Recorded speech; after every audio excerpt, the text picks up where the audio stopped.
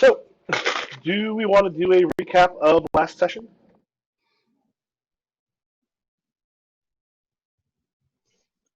Yeah, we met up in the Village of the Shadows because I was looking for a missing member of my faction. We found out that there was a missing member of Mikey's faction as well on the same mission. We went and found the facility, cleared it out, brought back some treasures for everybody, worked out a little impromptu treaty on how it was going to be split. Our leadership agreed to it. And then we all went back home and advanced. All right. But there was, so one of the things we went over was like, as you made the rolls, try to find information about how to read the read the situations, basically get everything in order for taking care of surpluses and stuff. You mean as we miserably failed the rolls? I thought you miserably failed. I thought Paul did okay. Oh, okay. I think I made one of them. There was one that you thought I made with a 10 because you were looking one up, and then Yeah. I think I actually failed it when I re-rolled that one, but then I think I barely made one of them. Because as I recall, morale was one of the ones you were trying to get rid of. Yeah, for me, yeah. Yeah, so I think the thing about recruiting from small towns. However, Eb got the news that some things are going down in Cussington. Mm-hmm. And Right. It looked like there was a secondary group trying to move in. So just Paul does God, I'm losing his name. Chandler? No, Cameron. Does Cameron want to come? Does Cameron want to come, or did you want to play one of my characters? Was this something that like happened right at the end of the last session or something? That was we zoomed back out to the family, to the family part of it. Yeah, I said a lot of these will be like the people will be jumping in as different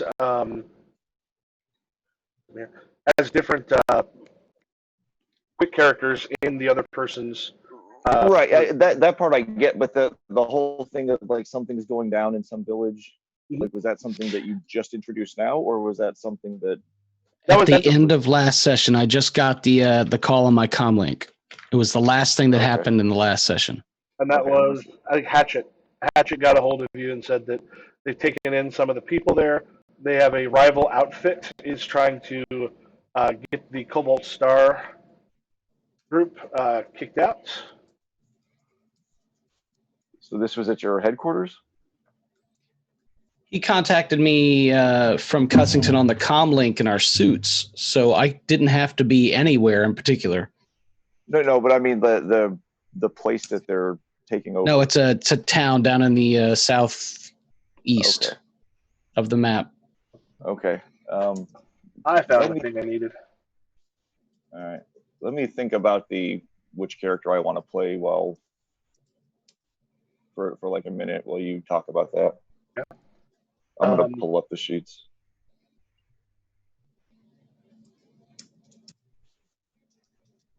So, what are you doing, Mikey? I'm rousing up a posse and heading down there, bodyguards, and I mean, if there's no reason, we got to protect our people. I'm imagining this probably isn't the first time I've had people taken hostage. Yeah. So we're loading up our weapons and heading out there.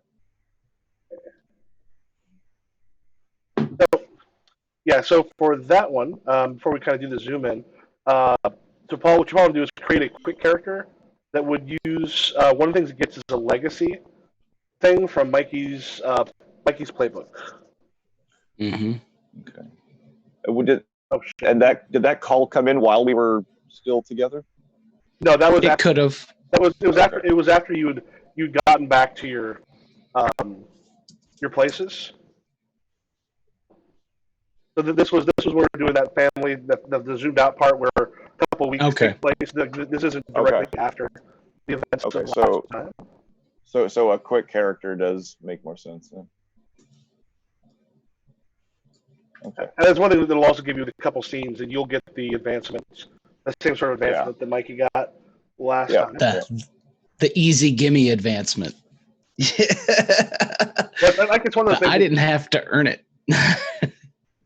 I think it's one of those things. It's basically like, okay, yeah, you're not playing your character like all the time, but here's the reason why not to. Right. Here's why it makes sense. Mm-hmm. You can always play Quinn, or you can pick a different, make a different person in the organization. All right. Now, as a quick character, I don't actually pick a playbook, right? It's its own playbook, sort of? It's literally its own playbook. Okay. Keep track of there's still... Oh, there is there's a quick character. Sorry, the reason I was asking is because the Roll20 sheet had a playbook selected. Yeah, don't... so what I would do is... It's all the way at the bottom. Yep. Okay. And one thing, let me just check.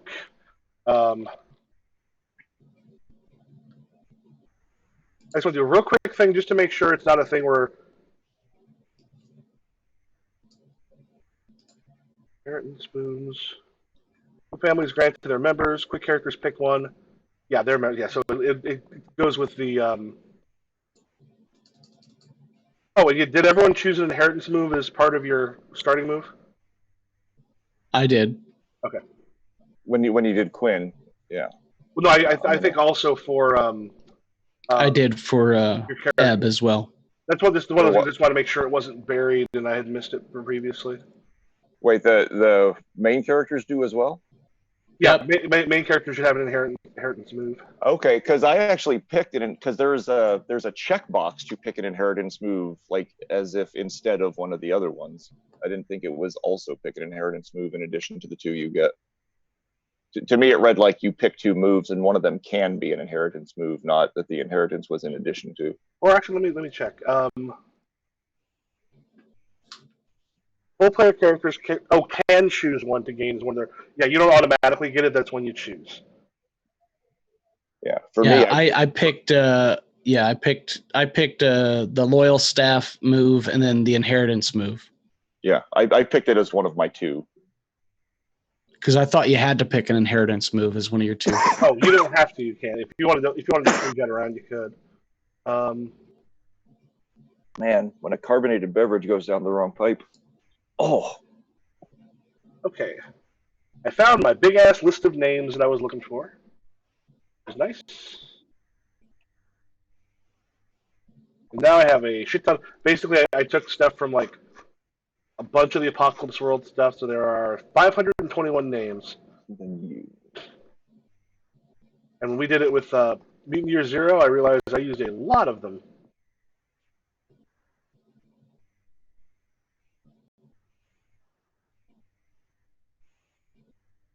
Yeah, so and also I told Mikey, I didn't tell you, Paul, at some point, hopefully, maybe during this, I'll have people coming to pick up my couches and a mattress. They have not gotten a hold of me for when the rescheduling is going to be. So I will check with them in a little while if I don't hear anything.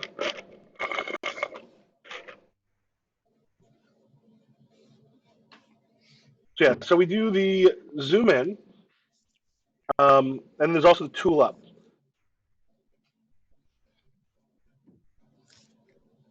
And what is the tool up? Yep, this is one it'll be useful to have. Like, actually, I think I also put together a. I just printed those out. So what tool up lets you do? When you zoom in on a character, you may equip them with any of your family's assets, customized to their circumstances. Now, for each of your surpluses, you get a relevant benefit. So how many surpluses do you have? Let me get to my family sheet. We have two. We have two surpluses: barter goods and prestige. Okay. Which means for those two, you can choose add a tag to a piece of gear for this mission. And so what we'll do here is we'll look at some of the gear and stuff. Get as many copies of a weapon, outfit, or vehicle as needed to outfit the whole party. Add one to the quality of a set of followers for this mission. So if you've got people like you're going to send out to do stuff, you can add one to their quality. and get Scout's report worth 1 data.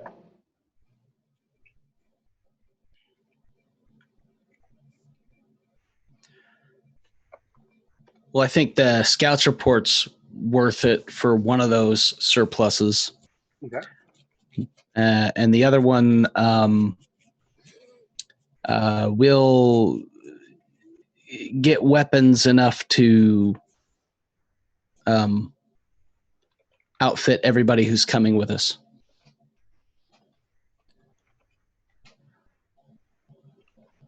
Okay. So, Paul, have you made your quick character? I'm making it. It's going slow because I'm trying to like also making sure I pay attention to what you're saying while making these decisions and.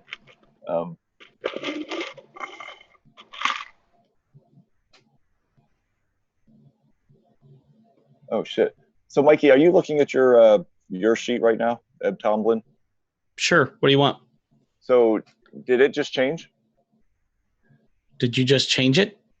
Yeah, because I had it open. You just knocked me off of it. I was on it, and then I guess you clicked on it, and because I was looking at it for like the inheritance move, and I wasn't sure if we shared a view or if we each got our own view of it. So, okay. Because I need to, if you're not looking at something, I need to look at the inheritance move, and the inheritance moves aren't on that sheet. They're on if you flip over to family, they are. You could also do that on the one that you're on. Just hit like family, and then just drop it down to. All right, I put it over to family, so you can pop it over to family. But they're also in the book. Yeah, and on the handouts. Yeah, but I need your like because when I tool up, don't I need to do something with resources? Like know the resources.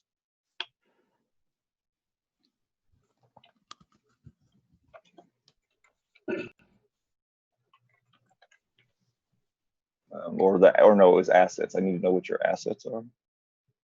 Masterwork heirloom weapons, beast-drawn caravans, deluxe executive gear with comms. Okay. All right, I guess that's all I need then. So never mind. Okay, and so what are the tags for your weapons? Melee elegant. Okay, so elegant and this is one like you have on it's page 80 of the web handouts. You've got like some of the tags that they use. So one thing you can do with Tool Up is add tags to a piece of gear for this mission. Because actually, I think he'll automatically come with the weapons and other stuff. I think it's usually if you get something special, because the one thing is just what the family has. But you could do a thing where you're like, oh, I want to have maybe add a tag to like an outfit or a gear or a weapon or something along those lines. So elegant means it's flashy in use and can bypass simple defenses. Mm-hmm. So if you've got someone who's kind of got like a shield or something, and you've got your masterwork, sabers? Yeah, like katana and sabers, yeah. Yeah, so kind of good at going against those.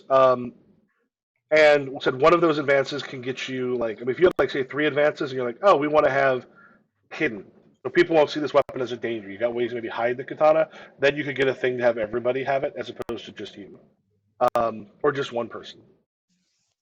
So instead of getting data, I can do that. Well, I would say because as many copies of the weapon, outfit, or vehicle, like at least the way I believe it works, your family. I'm just going to pull up Paul's. Just take a look at it. So you have a thing when you choose like how you are.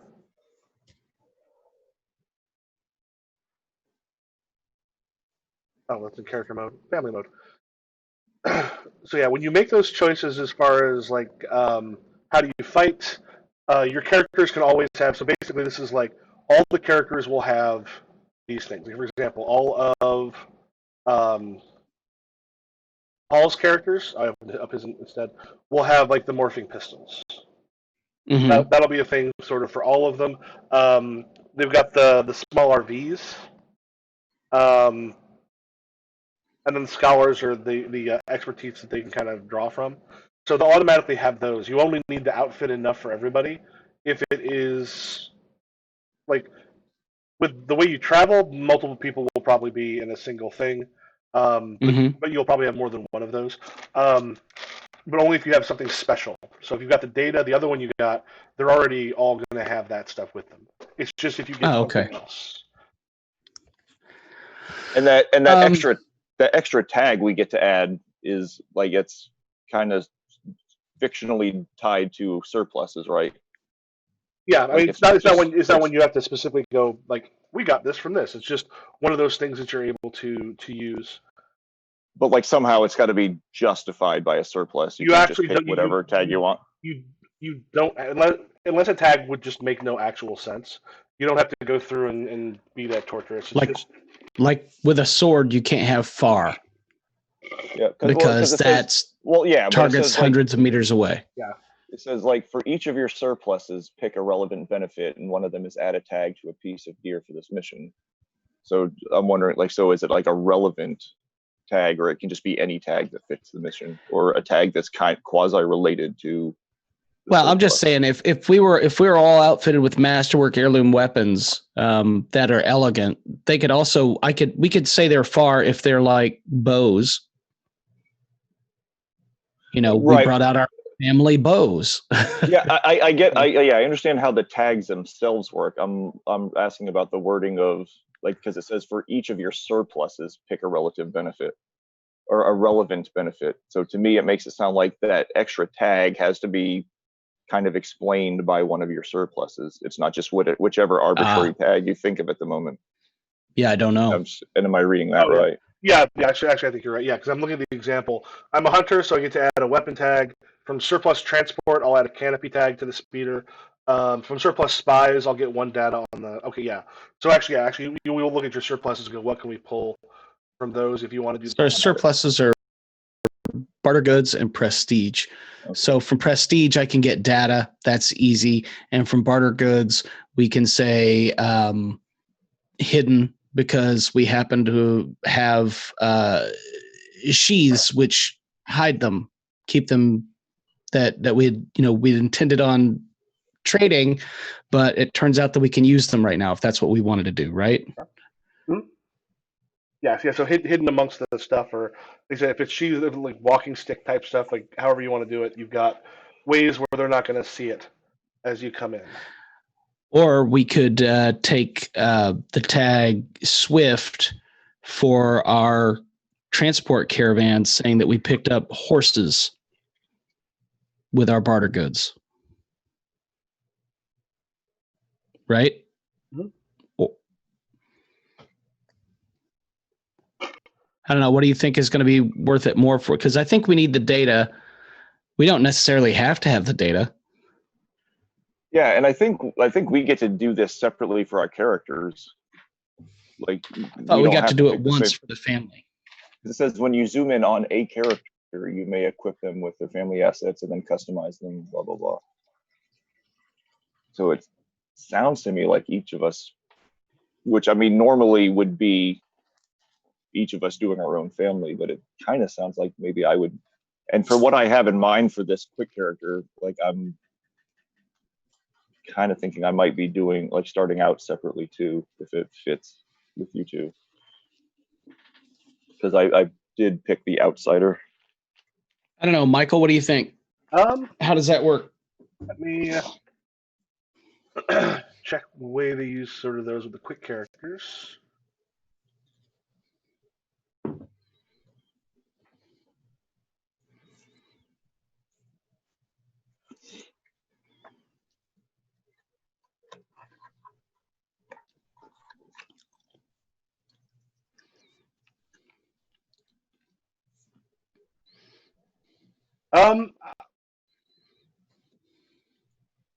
Zoom in. Yeah, it looks like a character select gear according to their family's assets and established fiction. I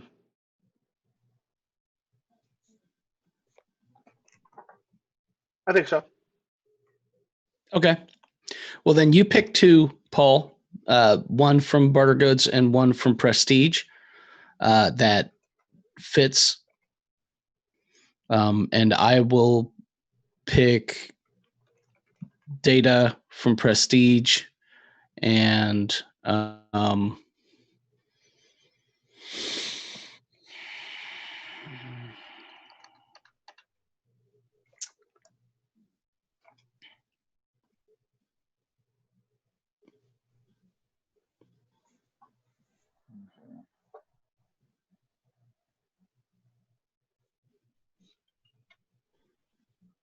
I think for similar reasons, I'm going to take the scouting report for the prestige, and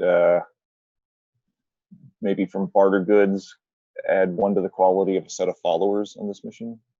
Because here's what I'm thinking: the role I chose was outsider, so I'm thinking that this was a person that was like actually kicked out of the family, and he heard about this attack and either infiltrated the attackers to try to help like thwart the attack, or just heard about it, grabbed a bunch of mercenaries with his whatever last scraps of money he had to like rush in to help defend. Well, the thing with followers, what kind of followers do you have?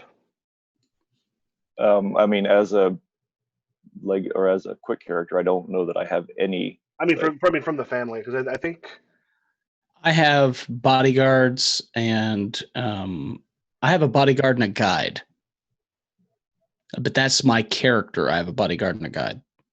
I was just thinking, like, if I just grabbed like 5 mercenaries and said, "Hey, come with me. You're gonna fight with me today," or something. I mean, even if they don't end up having any mechanical effect, it's still it makes some sense, because it would basically it would be a quality 1 because you're not raising it up from something, because it'd be coming from not existing to the quality level 1. And they're kind of disposable for the session anyway. Yeah, and there's a group of people. If we need to name them, we will. And yeah, because I think Mike, you didn't choose a specific type of follower for your family. I didn't know I needed to. No, that's one of the ones you can choose. The useful expertise. That's where you pick 3 of the ones. Yeah, I didn't. Okay. All right. What is the character? So, Franco. My second tag I'm going to take is ranged. So we're going to have ranged weapons with us too, crossbows, bows, whatever. Okay. So it's data and ranged.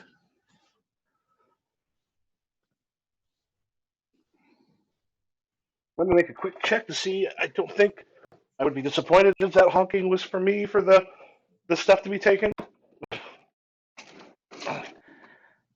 I don't. Nope. See, because we're not great on force as a family. I'm trying to figure out how we would deal with this other than force. Oh, I got you covered with force.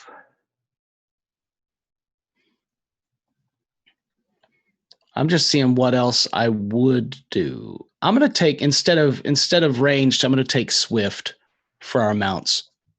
Okay.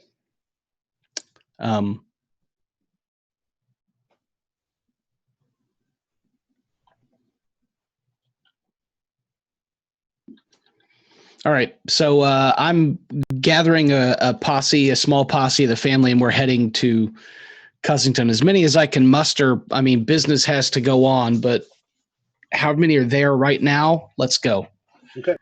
And Paul, you said were you already in Cussington? I'm either. Or are you meeting up? Were you with Mikey to start with? If it makes more sense, I'm either like have infiltrated the group to try to like betray them when it counts, or then I just heard about it from somewhere else and I'm heading there on my own, and we'll either meet up with Mikey there or maybe on the way even. Let's have Mikey probably contact you, because it's not going to. Mikey's the head of the family. It's not going to just necessarily come to you and you're going to magically show up. Okay. Like in that. Now, as an outsider that was kicked out, though, would were you kicked out or did you leave? I was kicked out. I broke some rule or some tenant and was banished, and it was either unintentional or I regret it, and have been trying to figure out a way to earn my way back in. And what's your character's name? Franco. So I'm going to switch over to a private comms channel that I know Franco monitors, and Franco. Eb, Franco, it's Eb. Yes. I'm on my way to Cussington. I need you to meet me on the Rust Road. All right. So if you're looking at the map, there's this place that we call the Bull's Horns. You see where I'm pinging? Yep. It's, I think, K25. Yeah, I see it. So we're on our way. I need you to meet me at the Bull's Horns if you want your way back into the family, Franco. And actually, as soon as you said bullhorns, I knew what you were talking about before you even pinged. There is an issue. What should I be prepared for? What should I bring?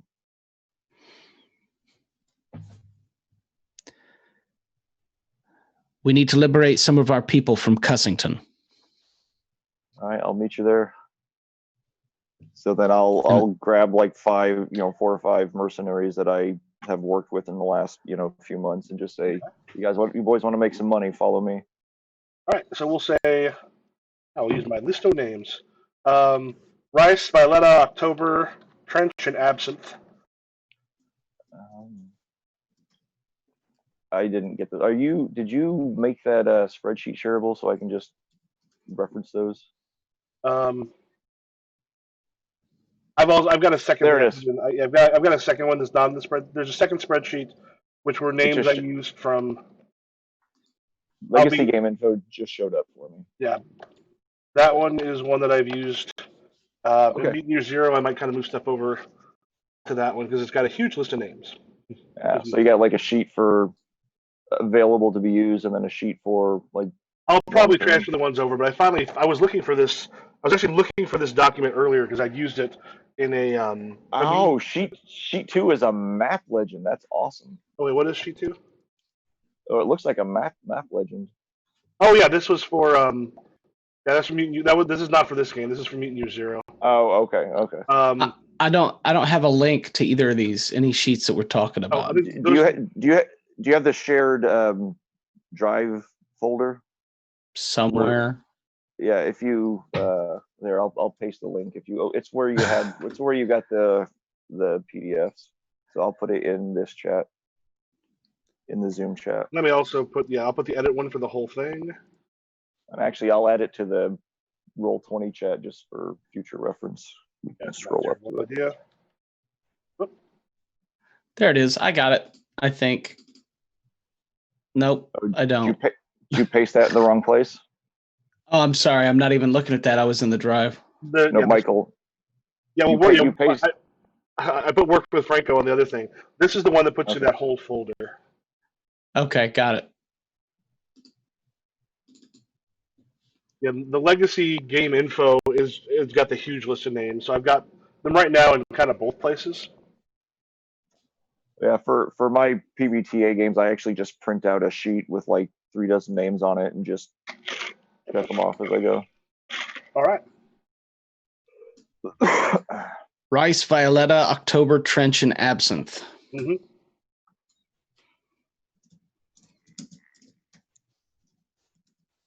And I can tell you, boys, from personal experience, that when she's in the mood, Absinthe tastes like green, but in a good way. Oh, come on! Like we can't do Blades references here. Tastes like green. Go British. Yeah, Tron is the head of the Radiant Merchants. And these are the ones who have kind of made a move. They were a small town, kind of a smaller time outfit that apparently have got enough muscle or something behind them that they're actually trying to expand into your territories. And you know that they are in Cussington. So are they based like kind of east of where the map shows? No, they're in this area. They're in this area. Like right now, they're in Cussington. They're not as dispersed as the Cobalt Star Trading Company. However, they do.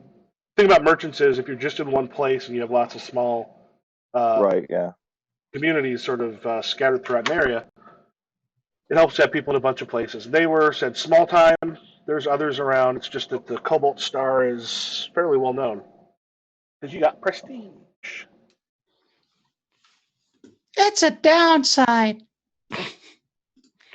Somehow I accidentally closed Legacy. All right. There we go.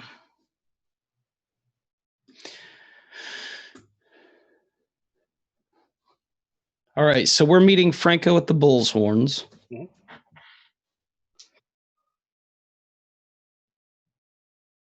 If you've got this, oh, I had to mute myself. you know what those probably are. That's probably turnabouts. Yeah, Yep. it's an overpass or whatever. Yeah. Yeah, because in New Jersey you can't turn left, except sometimes you can turn left, but you're not going to know until you've gone right. So you can go left and then you pass it. Yeah, we have an intersection like that here in Columbia that like still gets me. Or jug handle, not turnabout. Sorry. Yeah, New Jersey is very confusing to drive through if you don't know where you're going. Yeah, so you meet at the Bull's Horns. So I don't look particularly thrilled to see Franco, but I knew because I don't have a whole lot of people with me on a personal level. I've got my bodyguard, whose name I have as soon as I open my character sheet. Hold on. I have to reopen my character sheet. I have my bodyguard, who is Coleman, and my guide, Medgar. And I don't know how many other people I have with me. How many do I have, Michael?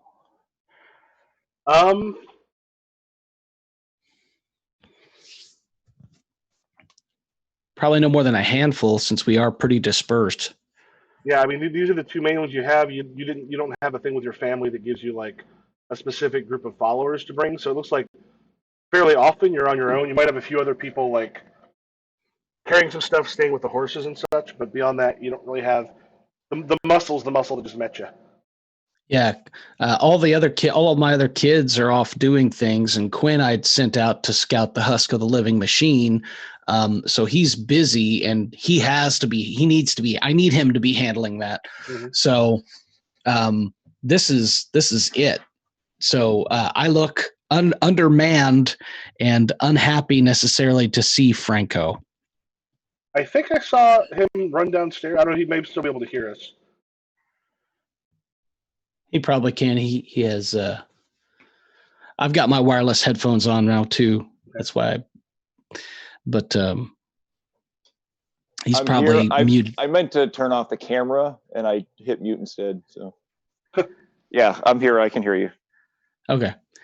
So Ebb hops off his mount because we're on horseback. We brought a few extra because we have horse-drawn stuff. And I don't know how many of my people I'm going to have to bring back for care or whatever. But I hop down off my mount and look at him, and Franco, you look well. Well, actually, I was. You know him usually to be like a fairly like sturdy, muscular guy, and he actually looks like much more gaunt and bony in like the 6 or 8 months it's been since you've seen him. Yeah, he says the exact same. Shit. Franco, okay, you look well. Well, you're very kind words considering the terms we parted on. And he looks kind of like down at himself. These men, do they follow you? They do. They're mercenaries, but we've been working together for a while, and they're reliable. So Ebb pulls out a canteen of water and drinks from it and then hands it over to Franco. Do you need something to eat? I'm fine. I'd rather just get to the business at hand. If your people, he catches himself. He says, if your people are in danger, I'd rather just get to that.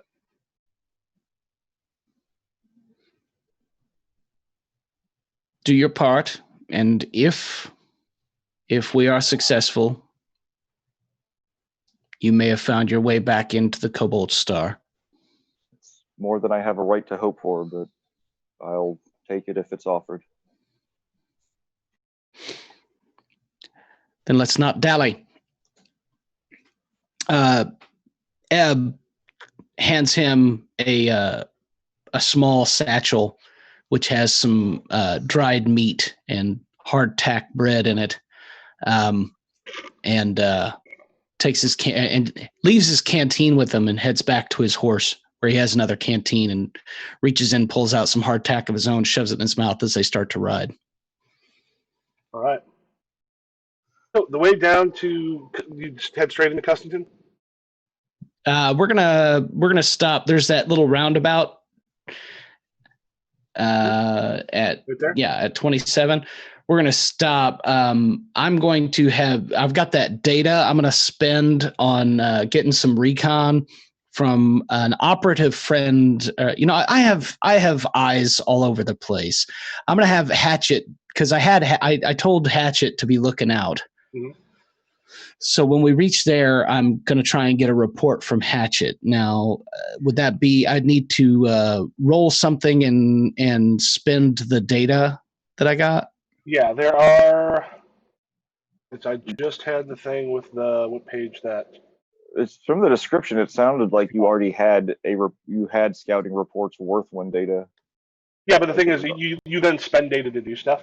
Yeah, so data you spend it when you uncover a new feature on the map, like uncover secrets, or when you use relevant knowledge to boost their rolls, like information is power.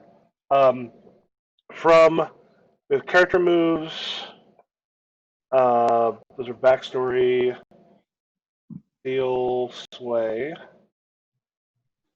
Yeah, information is power. Yeah, you spend a point of data and get advantage on a roll.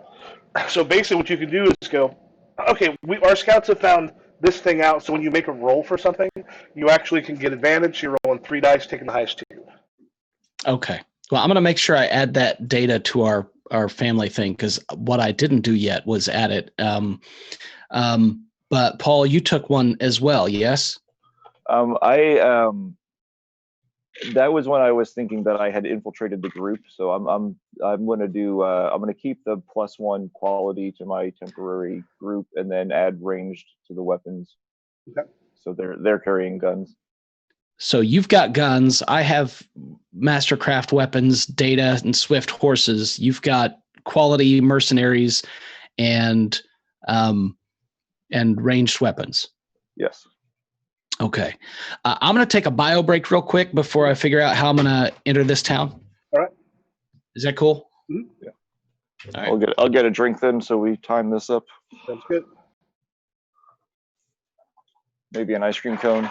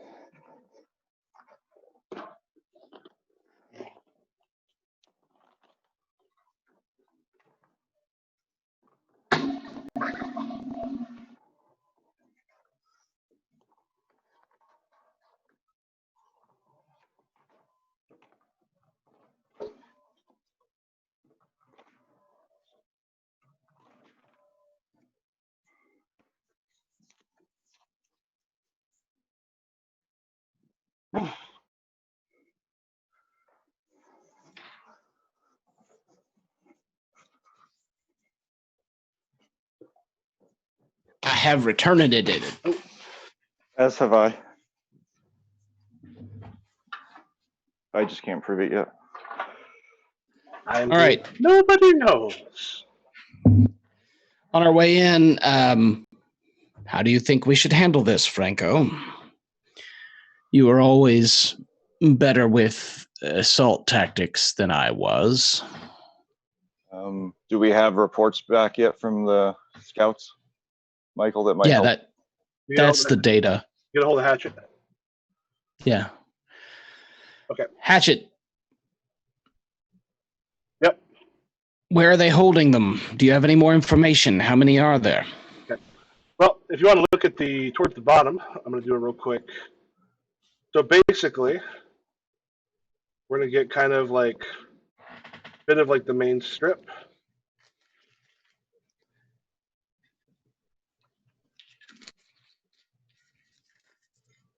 So, do you have him? Is Hatchet coming out to meet you, or do you want him to stay in town? He's supposed to be staying in and around, out of sight. But yeah, I mean, as soon as he thinks it's getting ready to be unsafe, he needs to be out. Mm-hmm. Yeah, so it kind of lets you know. You kind of, as you walk through it, you've got essentially some groups of apartments, old fire station, kind of a place that had been a bank at one point. A bank at one point, next to what was a small post office, next to another old store. And a lot of these, like the apartments, of course, are used for people's actual locations, like actual uh, apartments. Mhm. The storefront on the right-hand side has some places where there's some merchants and stuff that sell some stuff, but have also kind of become apartments. And we're familiar. I've been to Cussington a few times, I'm sure. Yeah. So, are they holding the whole village or just the Cobalt Enclave? No, they got no problem with the whole village. They've just gathered. But how many people do you think you would have in a relatively small settlement like this? I guess it just depends. It's only the 8 buildings there. Well, there's more than that. That's just the main strip. I don't know, 100, 150. That many? I don't know, maybe. Yeah, I don't know. These are probably towns of 400 or 500. Okay.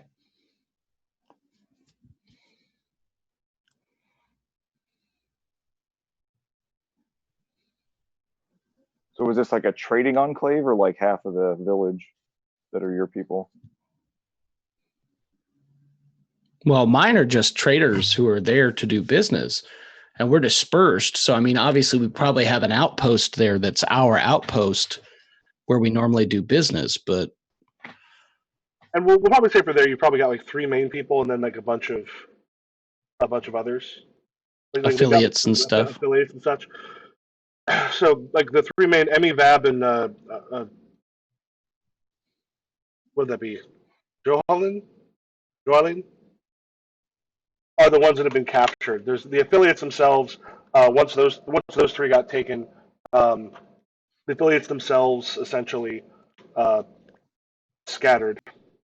Oh, I thought you were asking not how many people I had, but how many people would be in a village that size, not how many of my people would be in a village because I that think size. like 150. These are small villages. These are like Wild West towns that they ride in on. It's like 3 streets and No, I was thinking the number of people in the village might be 150, 200, yeah, not my people. Yeah, I was thinking like more how many people you would have. I was like, yeah. 2 or 3 main operatives, and then everybody else is people who work with my people occasionally and work for them okay. and benefit from them being there, but aren't Cobalt Star.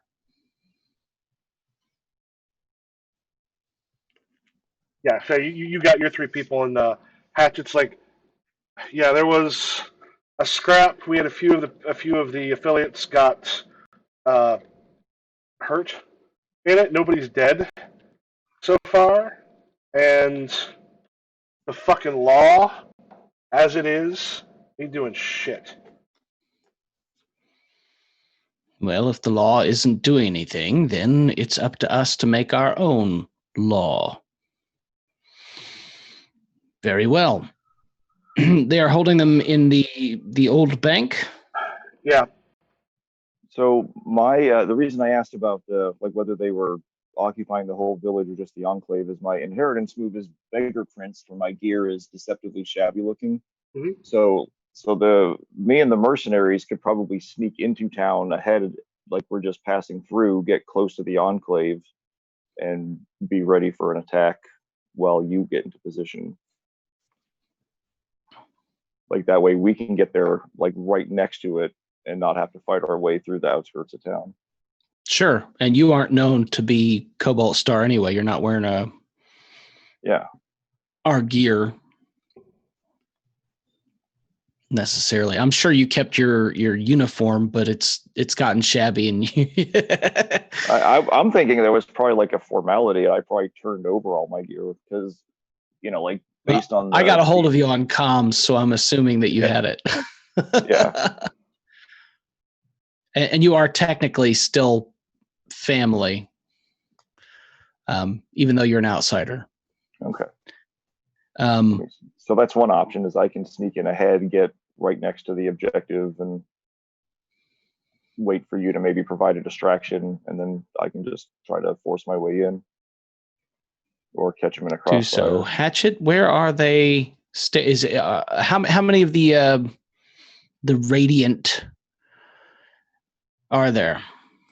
Well, right now, Tron is the only active member we know of the Radiant here, but they did bring a group of, call them mercenaries. They just look like fucking up jump bandits. They're not as hard to deal with as one might think, because if they can be hired, if they can be bought for their service, they can be bought away from service. Mercenaries are good that way. Therefore, I think the most important thing is to deal with Tran, because, is it Tran?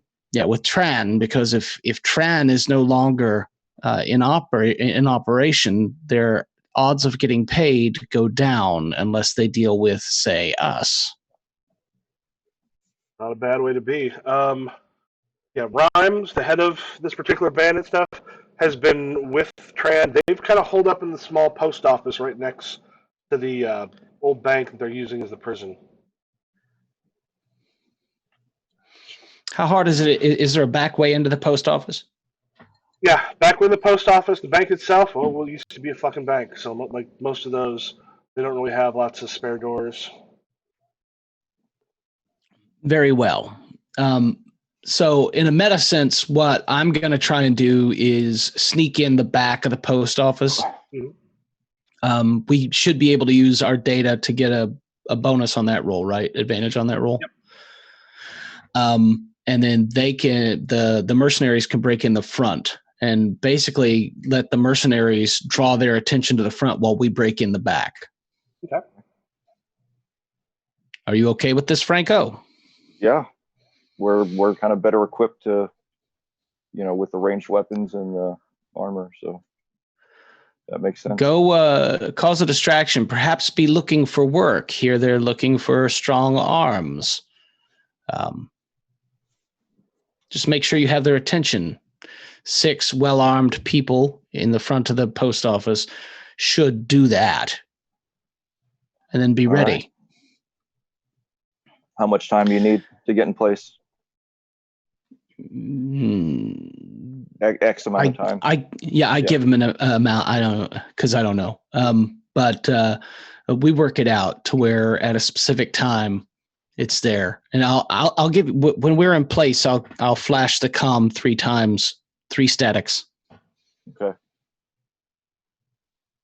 Essentially, what you want is the mercenaries to you said get their attention. You said you're going to the back of the post office to try to get to Tron. Yeah, the mercenaries here in front of the post office on the street, and of course they're well armed, and they may be shabby, but they're looking for work. And of course that's going to grab their attention, because 6 well-armed people in front of the post office looking for work is going to hold their attention, focus it on the front while we go in the back. Mm-hmm. So okay. So once we get to where I think once we get to here, ready to head into the post office, we're back here behind the store apartments. I flash him 3 times on the comms so he can go ahead. Yeah, in the post office itself, one of the main windows kind of broke out a long time ago. You've got 2 of the mercenaries kind of sitting in there. The breeze itself it's one of those just sort of hot, muggy. The days where the wind doesn't seem to move at all. You got them sitting kind of out where there's a little bit of air. As you come from across the street, you can see further back in an office in there. You see Tron go in to one of those. Y'all come from across the way? Yeah. Yes. I'll stop and Their hands kind of go to guns as they see you kind of walking, just because you're well armed or coming down the street. yeah. And as we approach, it'll be just me and Absinthe. The other 3 are kind of hanging back with the vehicles for quick cover, but they don't know that. And we'll just kind of like pause, raise our hand, and then like walk forward slowly, and just tell the closest one of the guards that this is a output, or this is an enclave of the trading company.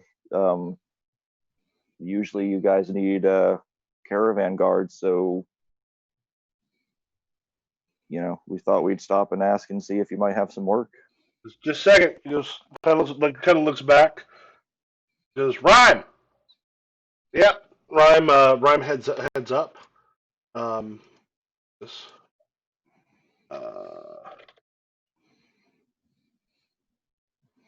Yeah, she walks up, and and she just looks like she's seen a fair number of scrapes before, and she looks up, kind of looks y'all up and down, and goes, "Well, Cobalt Star isn't operating in this town anymore, but you looking to hitch your star to something else, or you specifically been working with Cobalt?" We weren't even sure who. I mean, we assumed it probably was Cobalt, but we're looking for work, not a name. So, who you worked with before? See if we know any people in common. Well,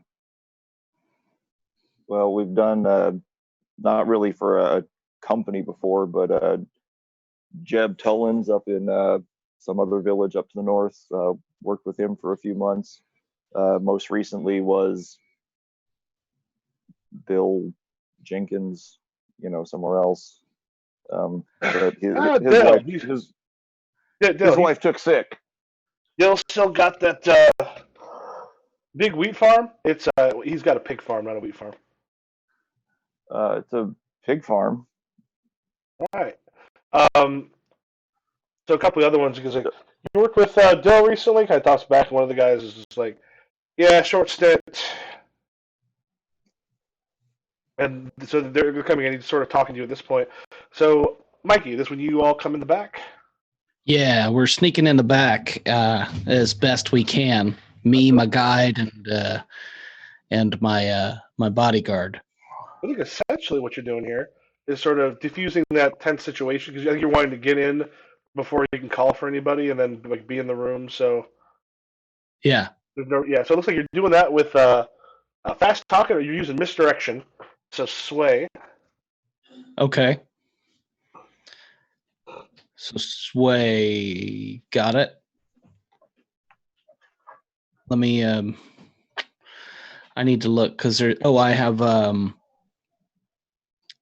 I like that. I like that. Like for some of these moves, they've actually, in other PBTA, they've combined what would have been other moves by just giving a description with a different stat. Yeah. So my roll type is standard.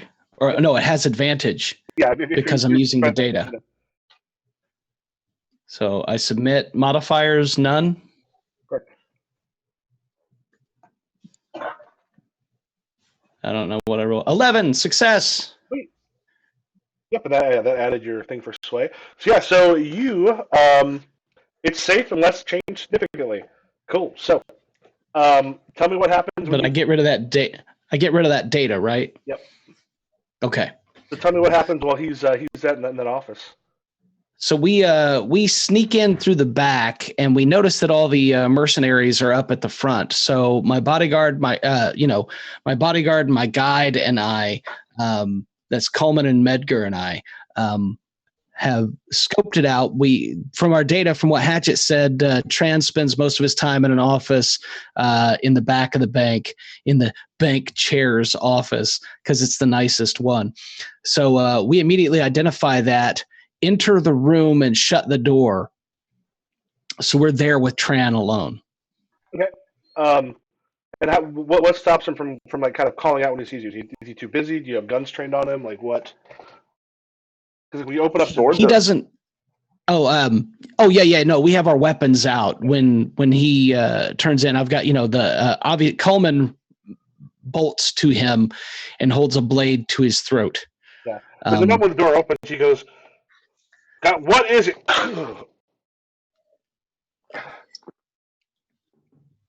Tran. Eb. Seems to me you've done some of my people a disservice here. If you would like to take over the territory, perhaps you should do it with honest trade, better prices, and a better distribution line. As it is, it seems that you've resorted to a bit of foolishness. Because I'm doing a job, same as you. I ain't harmed none of your people. If your goon take the knife from my throat, let's talk about this like businessmen. I think we will talk about it like businessmen, and I think I'll have him keep the knife to your throat. And I'm saying that because, let's face it, on my doctrine is cutthroat extortionists. Mm-hmm. But I believe I'll have him keep the knife to your throat because, as a good businessman, I'm going to retain every advantage I can. You have my people in makeshift cells next door. I'm going to have your jugular at my disposal. It seems a fair trade. I'm listening. You do realize that I'm only a part of the Radiant merchants. I've been sent here to acquire an asset that you are not properly developing. I've realized Cobalt Star spread all throughout this kind of great land of ours. We have a smaller foothold. We were going to develop Cussington. And what makes you think you have the right to develop Cussington? What, with this being a business transaction, what do you offer me in exchange for Cussington?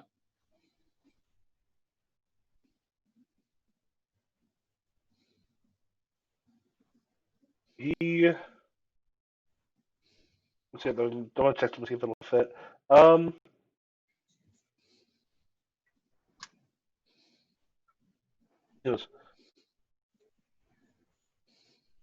We're going to give you back your people and avoid full-out war. That was the plan. We had runners coming to you, but most forget how quickly information spreads among the Star. Information is one of our stocks in trade, sir. You should have known that. We knew that. We just didn't expect it to reach you before our runners did. They're probably knocking on the door in one of the closer places now and moving information on up. It's entirely possible. So in exchange for Cussington, you're going to give us our people's lives and let us walk away with no profit to ourselves. And yet you intend to develop this area.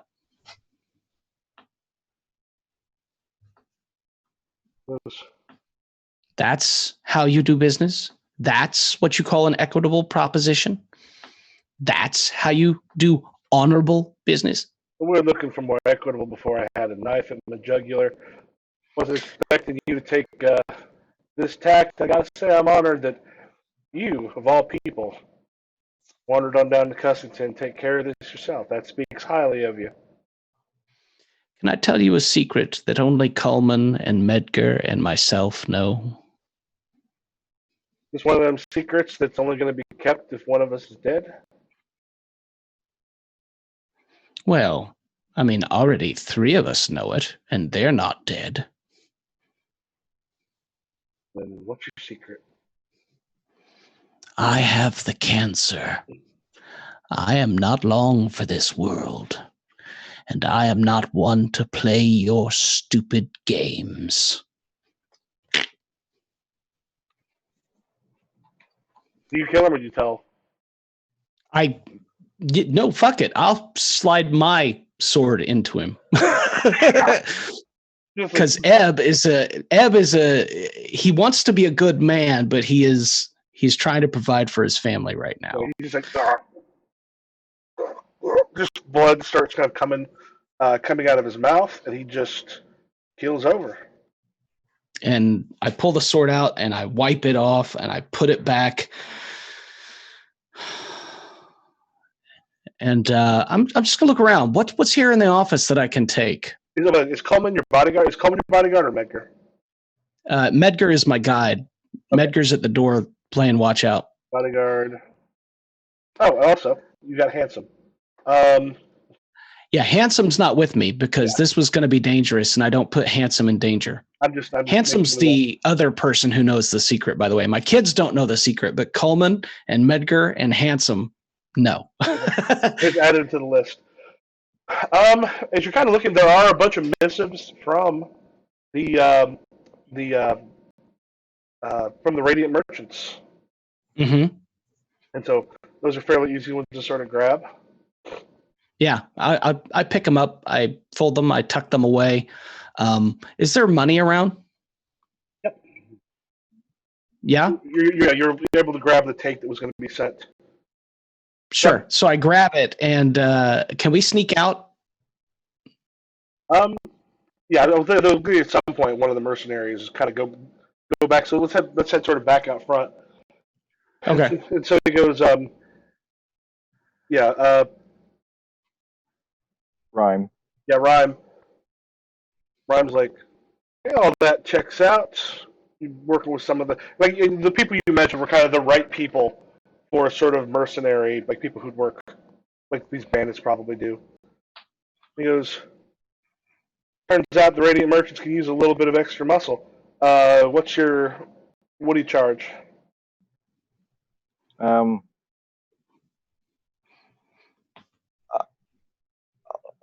I'll say something that's just a little bit higher than going. We're gonna have to end up talking with someone there. And she starts to turn around to go inside. Do you let her go inside, or do? I'm waiting for the signal. Okay. I'm trying to keep her busy. Over the comm comes, it's done. All right, then as she turns away, she gets a bullet in the head, and my people open fire as Absinthe and I kind of sprint for cover. The other 3 are already in cover. Okay, so it looks like you're having them do a fiercely assault.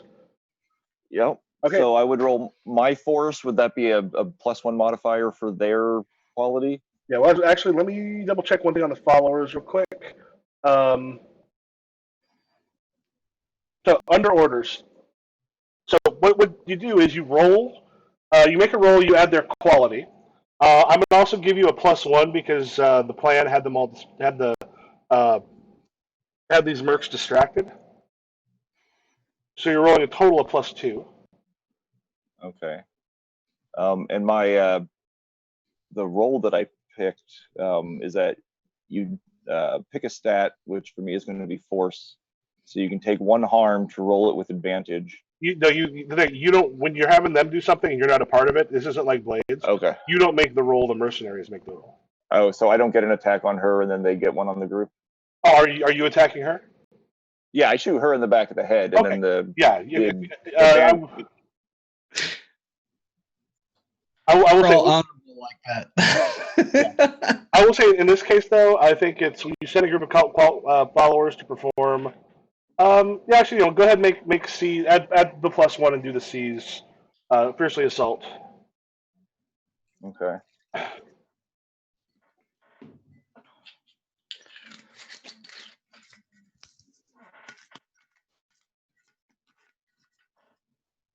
Oh, you're fucking kidding me. With advantage? Oh, 2, 2, and a 3. Alright. That Yeah. sucks. Well, yeah, so Well, you have cover. on Fiercely Assault, you can choose 1, and I'll choose 2.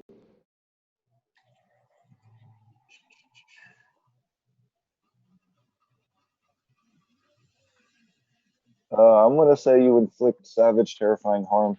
And the way that I also have to describe how I got that advantage is that the reason I'm so gaunt is that I've been turned into drugs in my depression in the last few months. So I actually just pop like a stim hypo injection, and that's been taking a toll on my body.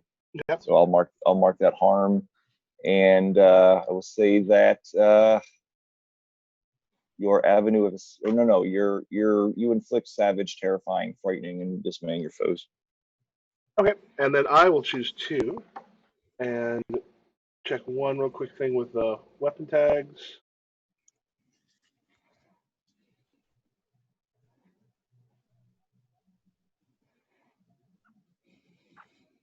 Okay, let me just use the physical book.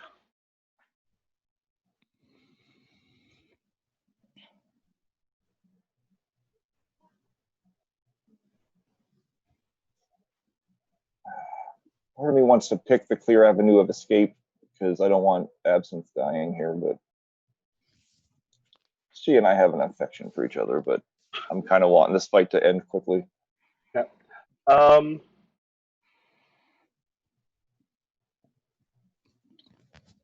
let me just double check because harm in this one is not in clocks, correct?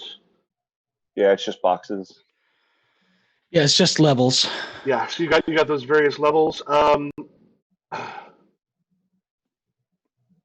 Yeah, have you go ahead and take one one box in harm as they are firing back at you.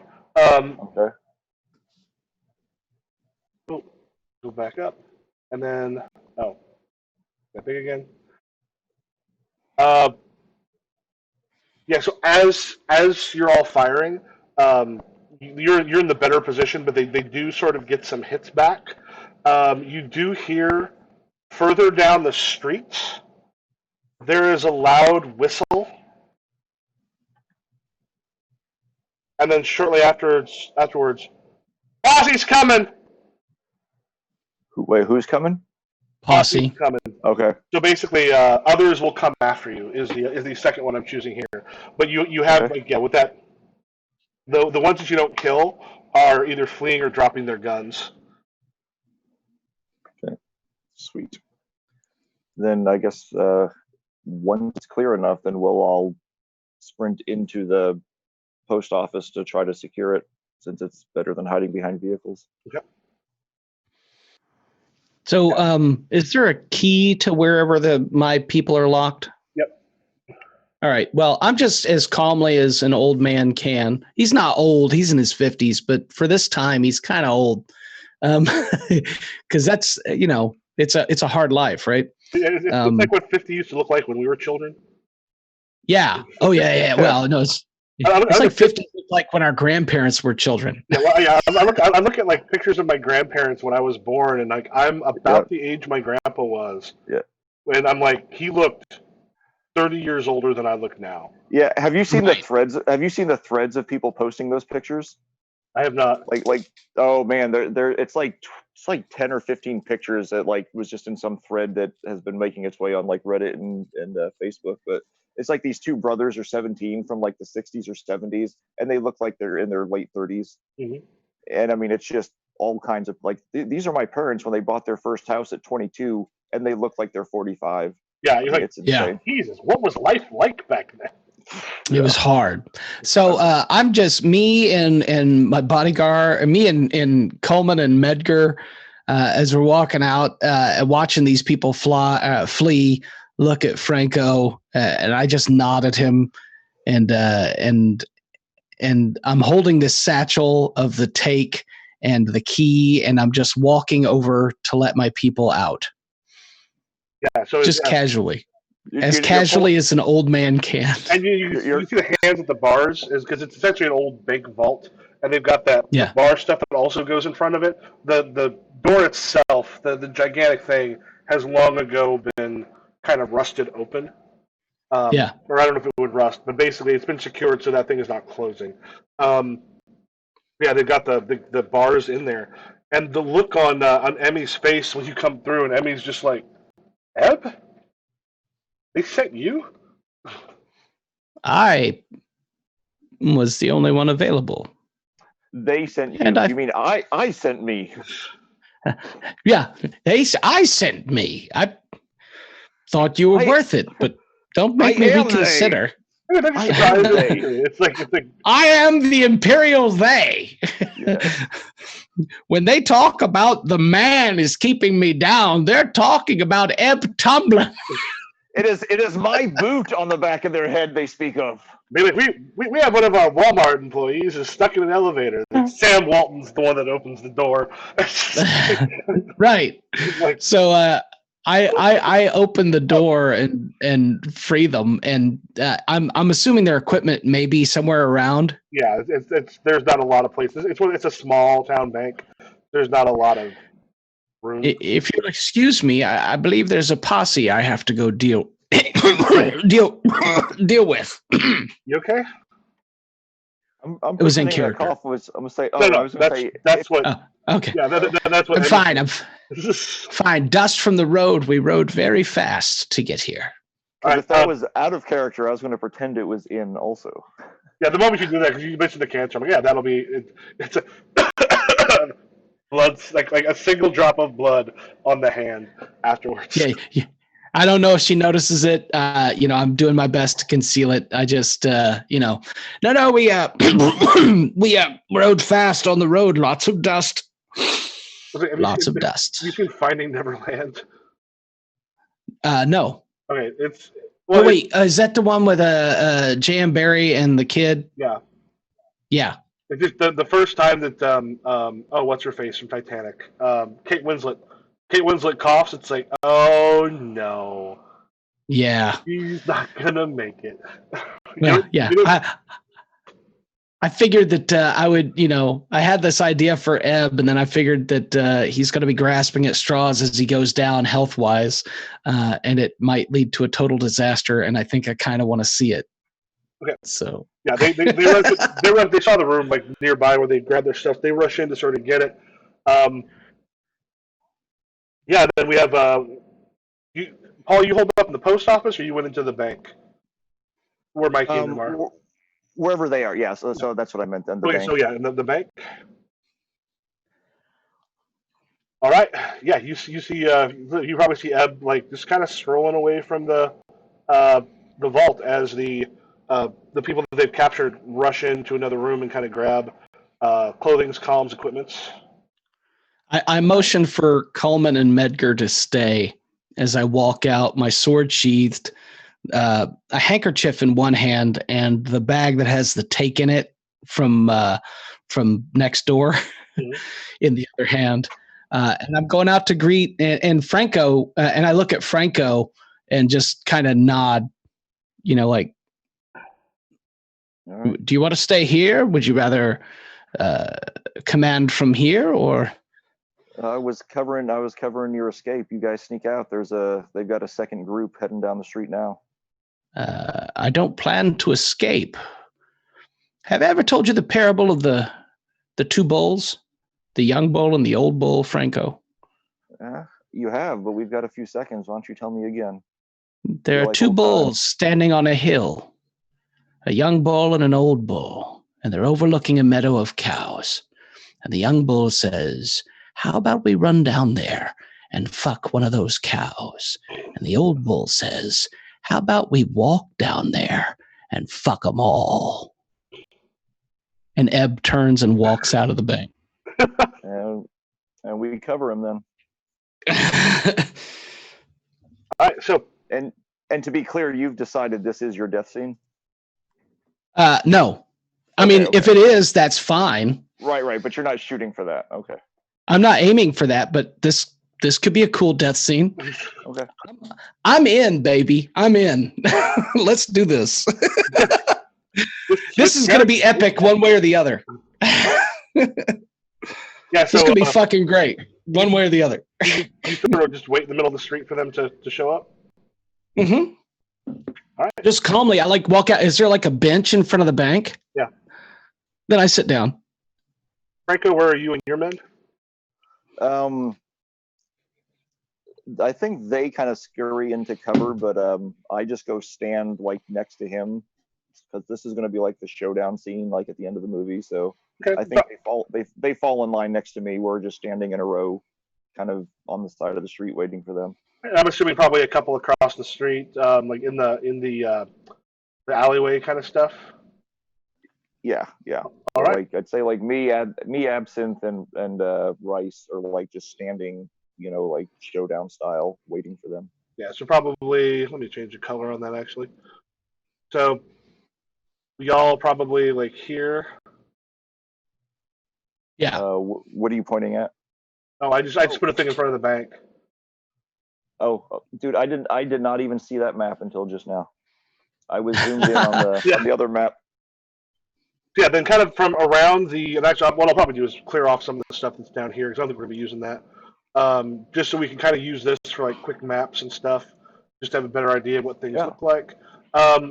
Yeah, so over like kind of from around there, you see a number of the mercenaries like other people, and a few that look a little more official that are wearing Radiant Merchant logos and such. They come around the corner. Any of them that are official law here in Cussington? Well, official law here in Cussington is Dylan, and Dylan doesn't do goddamn shit, particularly when it comes to the fact that he's probably been bribed. You've met Dylan a time or two, both of you have, and Dylan's a fuckstick. So Cussington. Well, I was standing here holding this bag, hoping that it was going to be Dylan.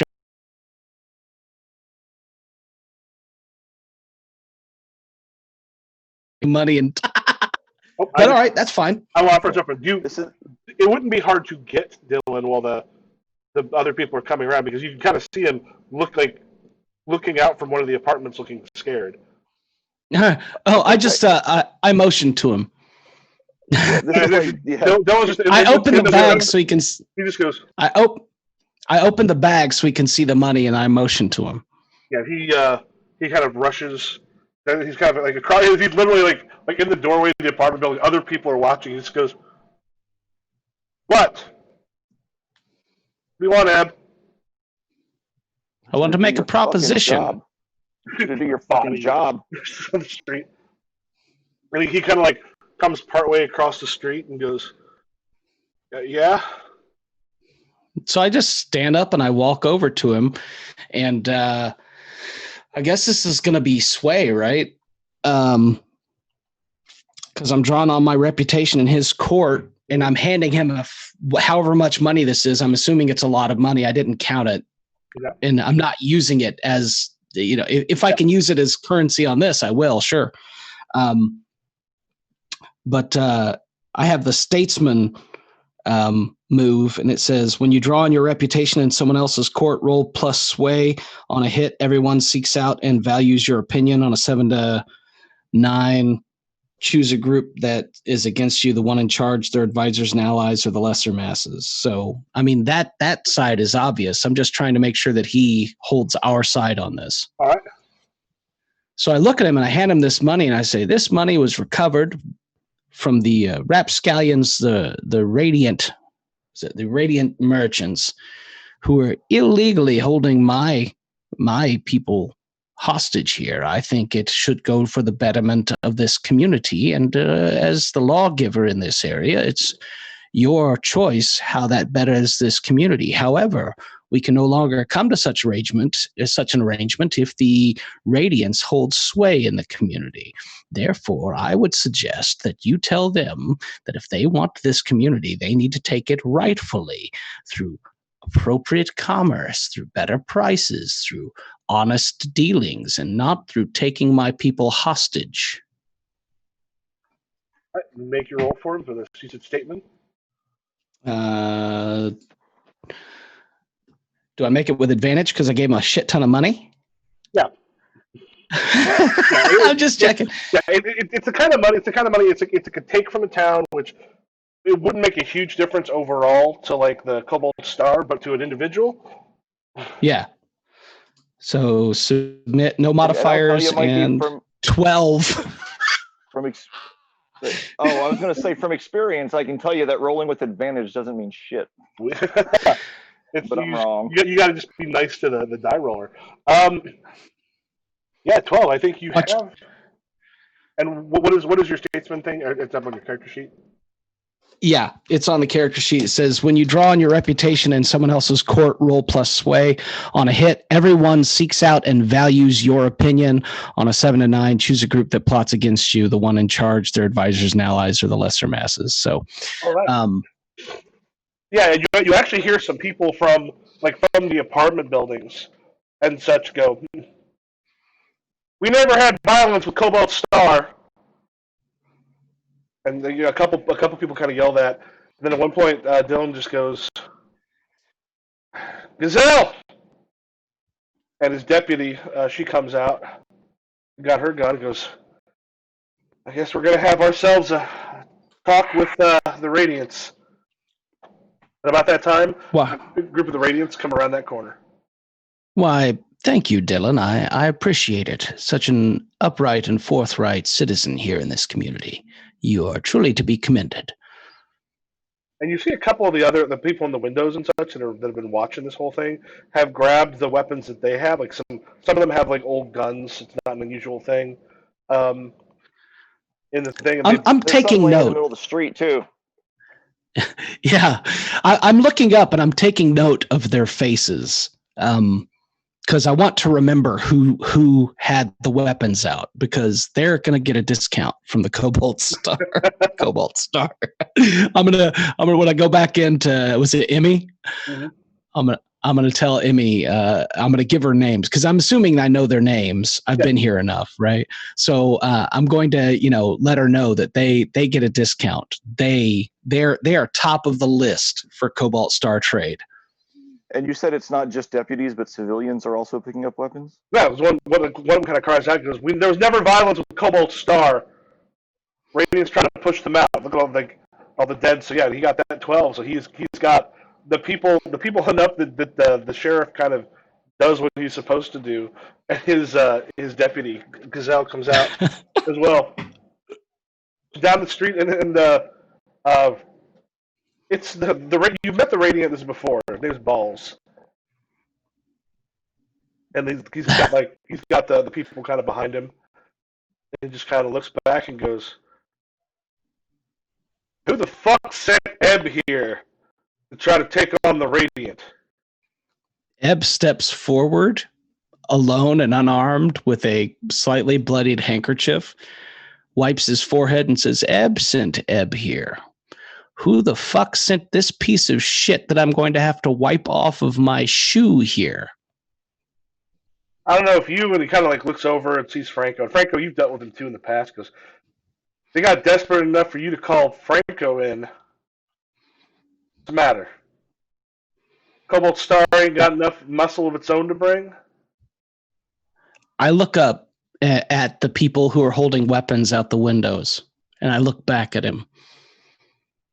It seems the people of Cussington no longer want you here, and that extends to the law enforcement. Am I not correct, Dylan? Yeah.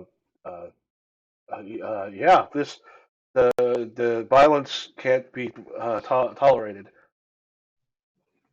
Admirably said. So confident. Mikey, you said cancer earlier, but I'm thinking that tuberculosis, because I'm just picturing you as what Doc Holliday would have become if he had lived to this age. Tuberculosis it is. He said, I'm a lunger. He said, I'm a lunger, is what he said.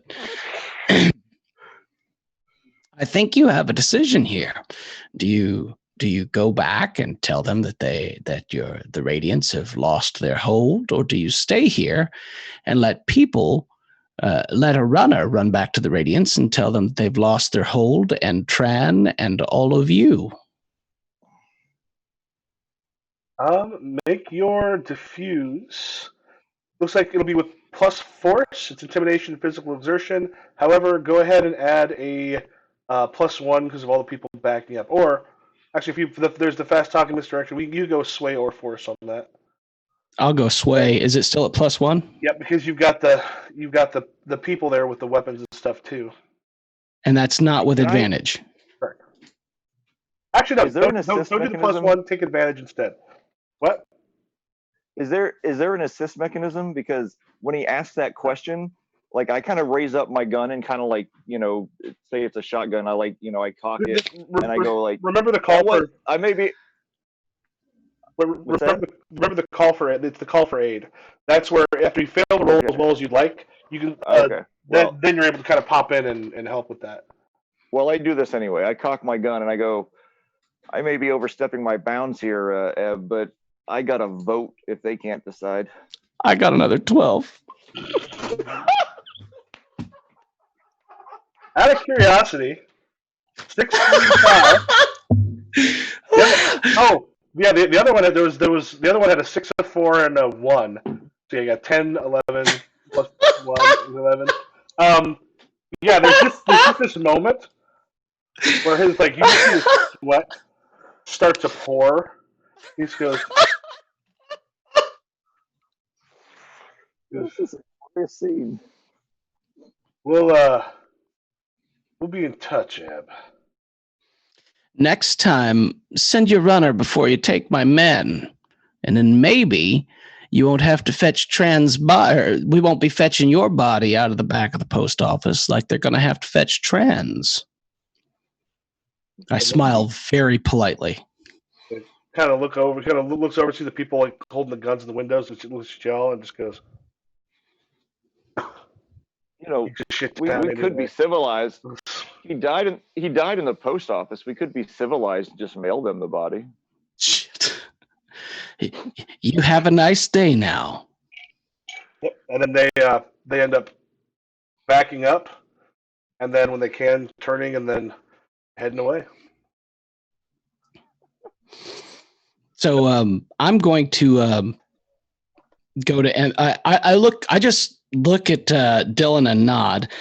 I look at Franco and say, "We'll have words later, son." I go to Emmy and I talk to her about the families who held the guns in the windows, or the people, and then I'm going to go up and personally thank them, and share water with them, because there's nothing like everybody having tuberculosis. Yeah, tuberculosis.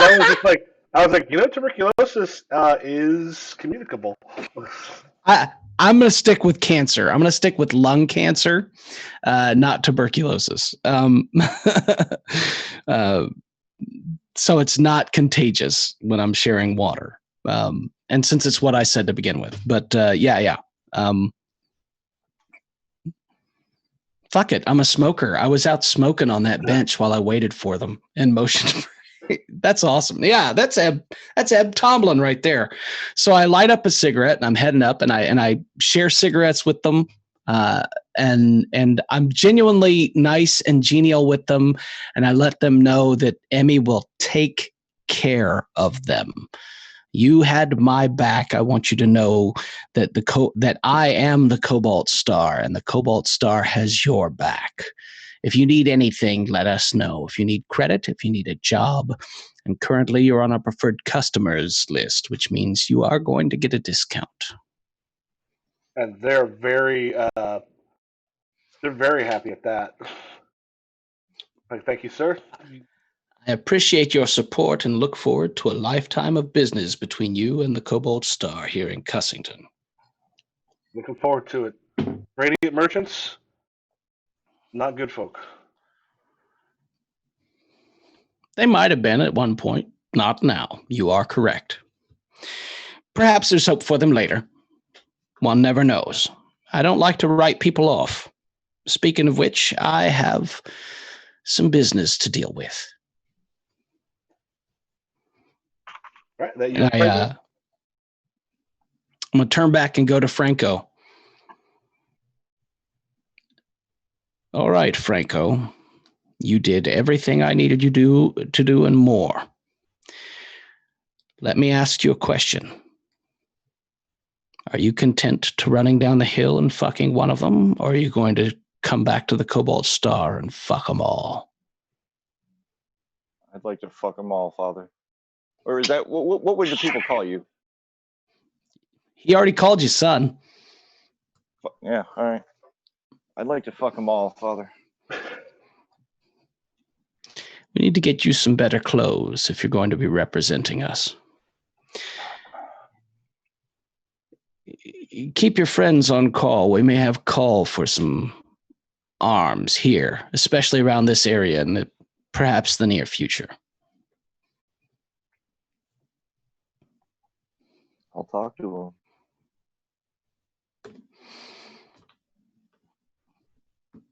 What do we call? I haven't decided what we call our place. We have I said that our it's up by Mount Hollow, so I'll say meet us by Mount Hollow when you're ready.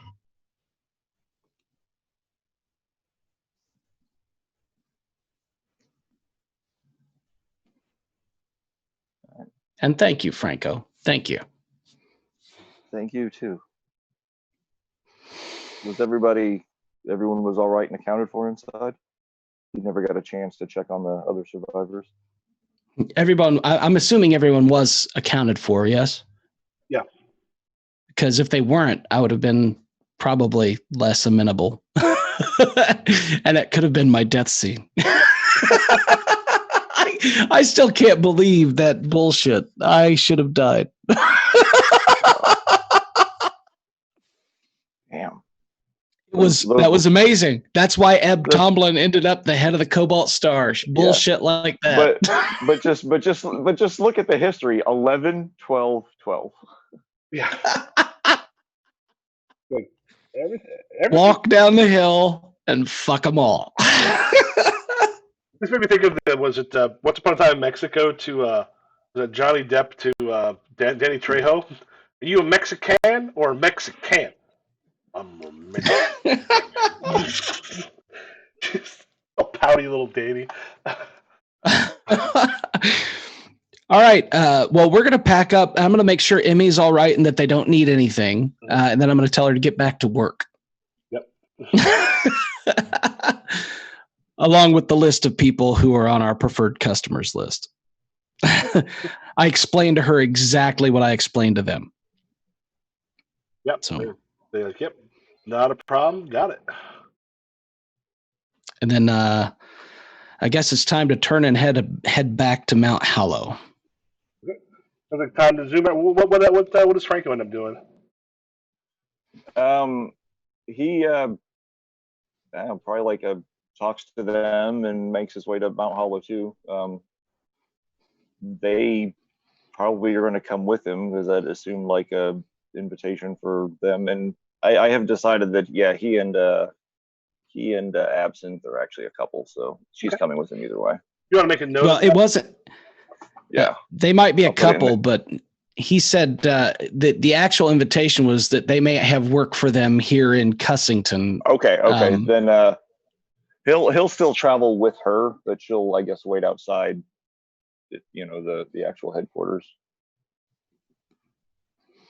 until she's invited in. I mean, it's a camp. Okay. You can have a wife or a girlfriend. It's just not that she's not Cobalt Star, right, or whatever. Right. Yeah. Yeah, it sounds. I mean, yeah. So this sounds like a good time to probably zoom back out to family level. Cool. That correspondence that I picked up from Radiant, does that count as a data by any chance? You want to make a note it counts as data specifically for Radiant because Radiant will probably be back again. Yeah, I'm assuming. Is there any treaty gained between the Star and the Radiant? Or lost. Or lost. Please double check stuff with treaty real quick. Like from a relationship standpoint, if that's what it represents, I could see a loss. If it's like a influence, intimidation could be a gain. let's do this. Yeah, so with I'm gonna make it that big. Um, I yeah, they still have can't everything believe that can that be word. drawn: negotiations, military, saber rattling. You can give treaty to another family, but once it's given, they can call on that obligation anytime. So yeah, so the big thing is they won't get treaty there. Treaty lets you do stuff like lend aid, where you're basically like, hey, it's a lot of it's like you Okay. owe us. It's the debt that you have. Um, Okay. I was yeah. just curious. Paul, did you just disappear from the roll 20? I still think I have it open. Which would be hilarious because his character he is permanently in multiple roll 20s, like campaigns, like the Usagi Ojimbo I've been running with Gauntlet. You are still on the one shot. Oh, really? Yeah, Like, both as it's still online? yeah both you and Dave Oh, are wow. were in this one when I logged in earlier today. Well, because I know I closed it when we started, but I had this open in one tab, and I had the not Thief, but Project Dark open in another, but I closed the other one. Yeah, I know. Like yesterday, I think you were still in the Project Dark, like well before when I got the map set up. I think you were still in there. Yeah, I just leave the tabs open and switch to them All right. usually.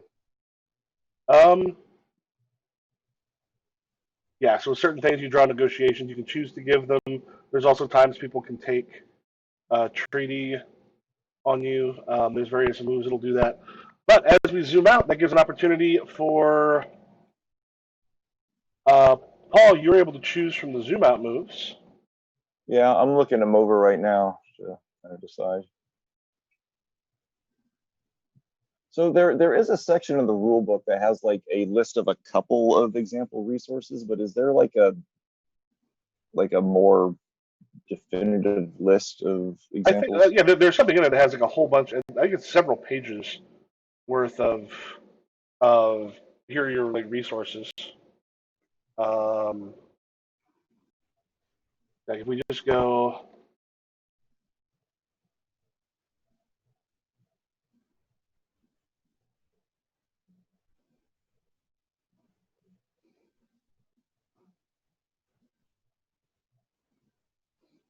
Yeah, there's a couple page spread that are all examples of like here are the various things you can get.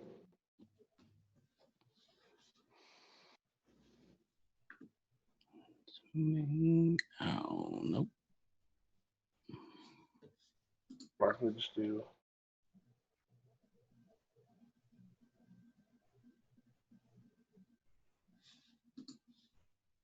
Check the index.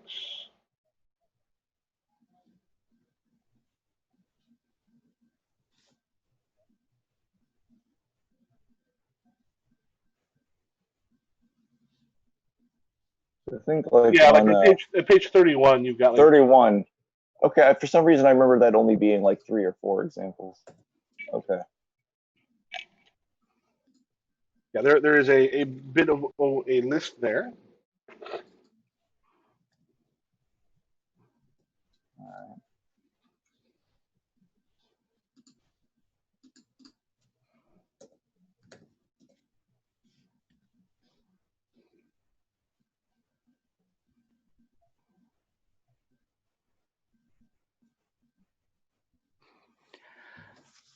Yeah, I'm trying to find the where are the zoom out moves? Zoom out moves are on page 78 of the. I'm always gonna have the web one up. They're the story moves. Yeah, I've got that one up too. Yeah. So the story moves, okay. Because it didn't say zooming out, it says story moves. So got it. Cool. But it's also not on the index of the PDF for whatever reason. Weird.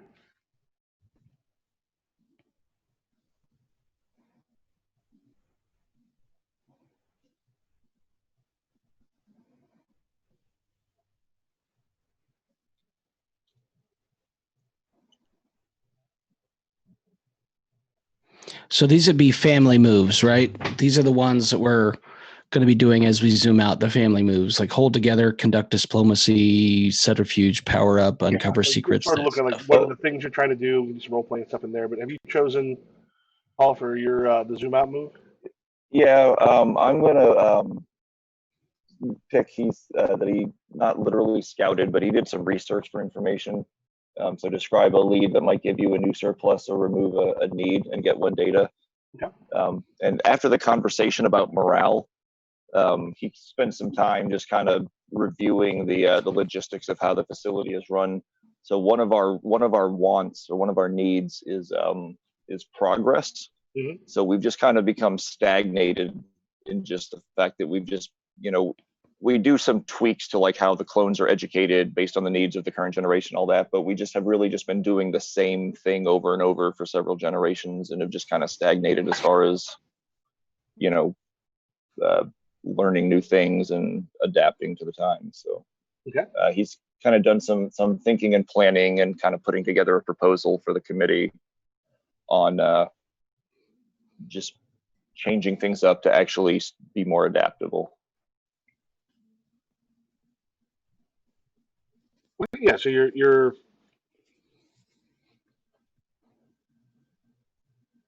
so some of that it takes a bit of time. I mean, you get like the thing for it, but how are you actually going to action? Are you're working on trying to get that surplus up? Yeah. So what you talked about last time was actually about bringing in people from the various communities. Yeah, and that was for the morale one. Mm-hmm. This was kind of I guess a second lead on. So now they could be kind of working on, or have the ability to work on reducing either one of those needs, just depending on where the story goes. Well, that thing is, you got to decide like how you're actually gonna, like, writing a report in game doesn't give us stuff to kind of work with and do actionable. Like, what's your next step? The next step is to, like, we've been kind of relying on the same like clone models because those are the ones we've been knowing and studying their psychology for these generations. And I want to bring in some fresh blood to get like different brains that think in different ways and tweaking the education to like make people less specific and more general, to just start getting different perspectives and just get all the next generation out of the rigid thinking and the rigid training. That's going to take a long time. Yeah, I think that's kind of like something that maybe would happen. If you're talking total re-education, is that what you're talking about? That's like a years-long thing. Like they're not just gonna, like, with morale as a problem that needs to be addressed strongly. Yeah, I wasn't reading this as like it's going to take effect like next session. That this was more like a lead on. No, so here's the thing though. If you've got the needs, you can do things to actually try to bring those needs up. But if you're looking at like something that's hugely gigantically long term, it essentially means you're putting it off and dealing with other stuff. All right, yeah. So I'll scrap that and I'll just go back to the morale one and say that I'm working on bringing in like other people from around the wasteland into like our external village to get some just different extra social people, getting some like artists, musicians, just in addition to people that just do the literal labor we need, getting some actual, what's the word, like humanities, like people that can just provide some entertainment and ways to spend our time that isn't just work or resting from work. Okay, so it looks like you're trying to add more stuff to see if that'll work. Yeah, see if that'll like increase our morale. Giving us some things to do, like actually giving us some leisure time and things to do in that leisure time. Okay, and also the other thing you said, you also were getting people, like bringing people who are not clones into it. Yeah, like we have the facility and we have this little village right outside that is populated with non-clones that basically we protect. They provide some labor, but they're also kind of like specialist, limited population. Yeah, but it sounds like the problem was you actually needed to find people to bring them in as far as that goes. So it's not going to be quite as simple as just going and then bringing the people in. You've got to do something for it. So you're looking for specialists that can actually know some of the stuff and take and like get into some of these positions where they could help out? Because some of the stuff is fairly specialized knowledge. Yeah. Like right now, the people in that village are kind of specialized to certain like labor roles, guarding. To a degree, no, Paul. The thing is, because Yeah. you have a need, it's not just waiting there for you to grab it. You've got to go out other places to get Right. it. Right. So what I'm saying is that the way the village is structured kind of models the way that our facility is. So I want to expand them to be like, we're going to allow more. We're gonna take this. We're gonna take this out of just the village you have. It's not resources that are available to you. These are stuff that you have to go out to get. Right. I'm getting to that. I'm trying to explain like so that it'll make sense with the context.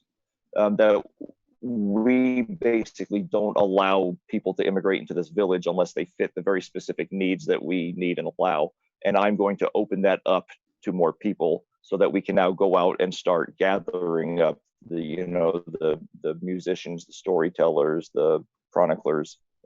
So because I'm reading this as this is a lead that I will take action in like in the next session, not that the need disappears right now. Right? We need to do part of it now, even by um, it does. We don't just have to zoom all the way back in for a thing on here. Yeah, so you're going out and just trying to bring in people in different areas. Yeah, because there will have been people that like have said, "Hey, can we stay with you?" And we're like, "No, we don't have need of your skill set." And I can go like, "Oh, well, 3 months ago there was this storyteller that we turned away his family, and I can go find him and bring him in. Go find the wandering the wandering rock band that Okay. maybe came for a show and said, "Why don't you guys just move here?" And are you also putting out feelers to see like who might have these? Yeah. Okay. Go ahead and conduct diplomacy. Roll and add your reach. Gives you some data, and then we'll be able to sort of zoom in a bit. Like you've got like Painter thinks this is a great idea, though you have uh, Raven still is not terribly happy about bringing in people who aren't of the company. We don't fit the mold. Okay. Let's see. That was conduct diplomacy. My reach is 1. Dude, I cannot roll. I don't think I rolled above a 7 in either of these sessions. Well, no, I did roll that 110 for something that like didn't matter. But 7's still a partial success.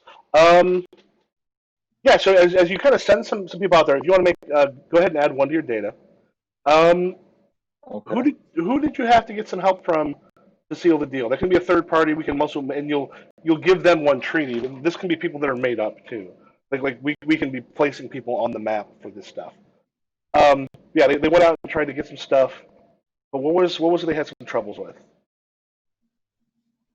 Um, I think it was probably top of my head, like figuring out the people that we had turned away over the months that kind of fit the pattern that I'm looking for. So there's like a wandering kind of like carnival festival troupe, and they do a lot of traveling around. They just do circuits around the villages here. So I went to them to say like I'm looking for people that like would do what you do, but that are willing to live where that are willing to be based in our settlement. Yeah. So let me find. So you have a what is a good emblem for them?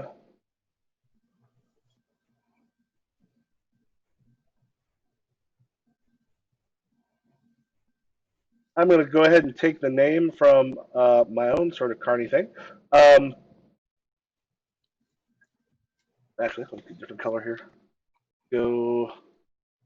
It's Carnival. It's run by this dwarf guy named Samson who.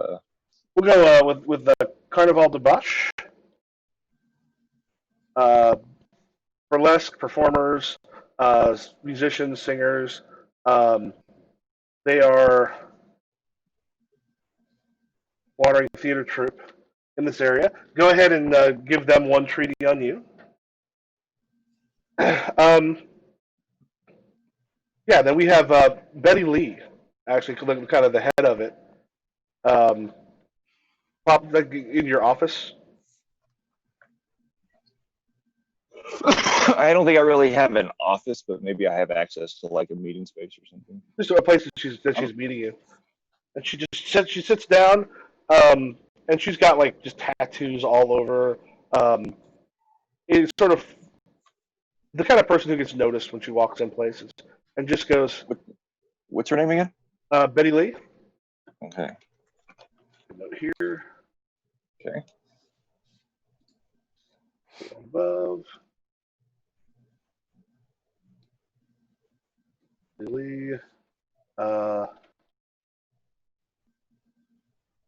She just goes, so you're looking to try to find entertainers to help keep the vat grown interested.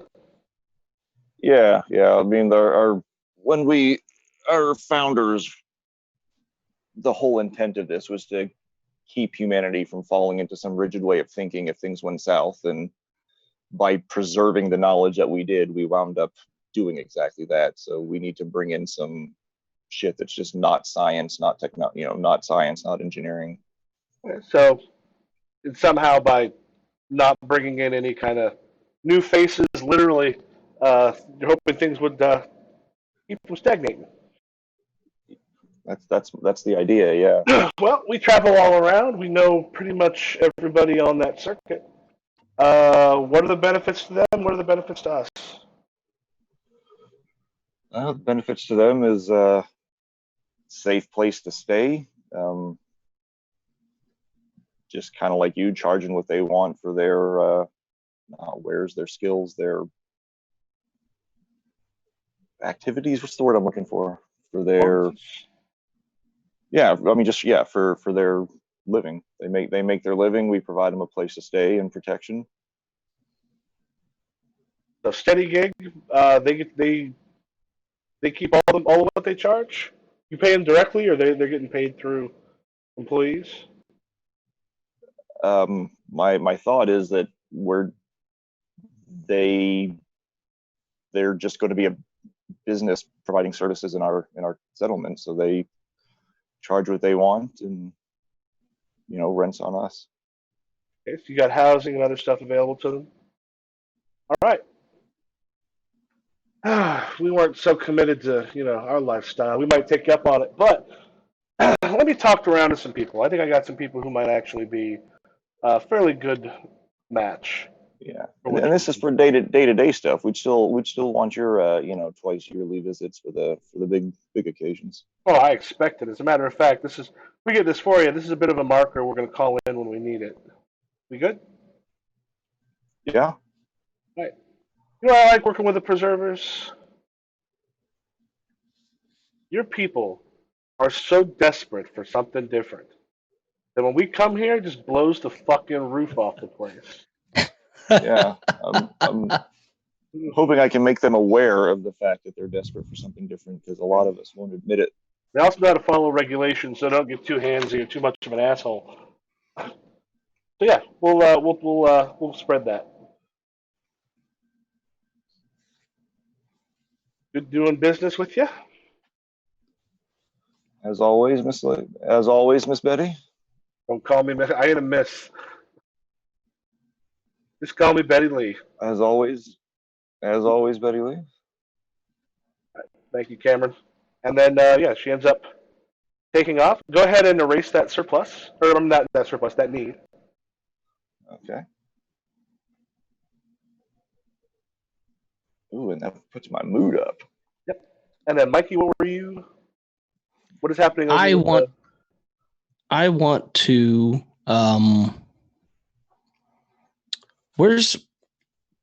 I can't find the list of resources and surpluses needs stuff. Where is that? Page 31. Yeah. These are just examples, 31 and 32 of the main book. And there's all sorts of other stuff that beyond just these. I think this is the collection of all the ones that are mentioned in the family playbook, but we can make up our own.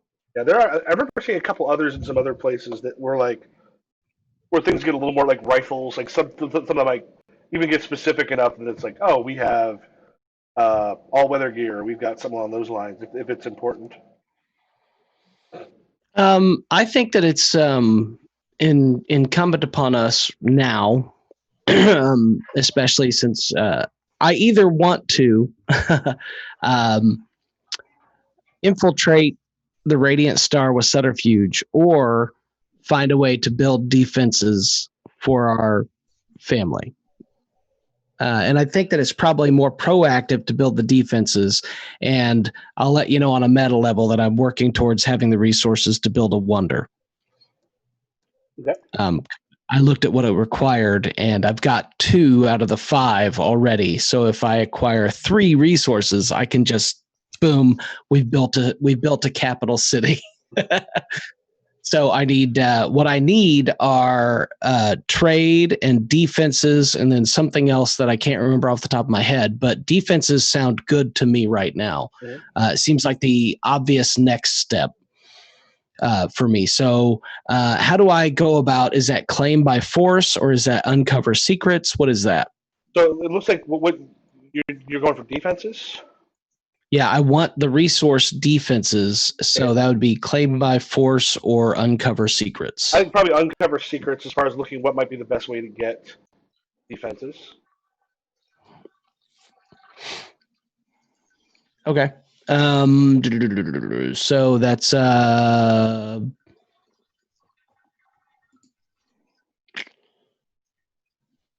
what did I just drop it?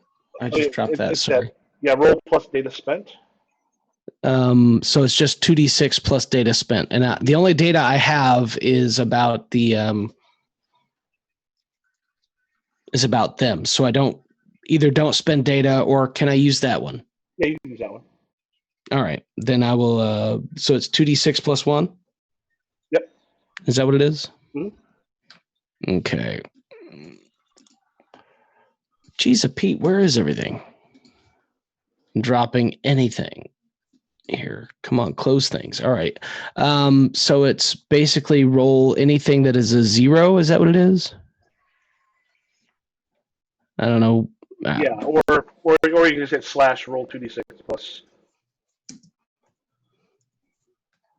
I don't think they have like a just generic roll. I got a 3.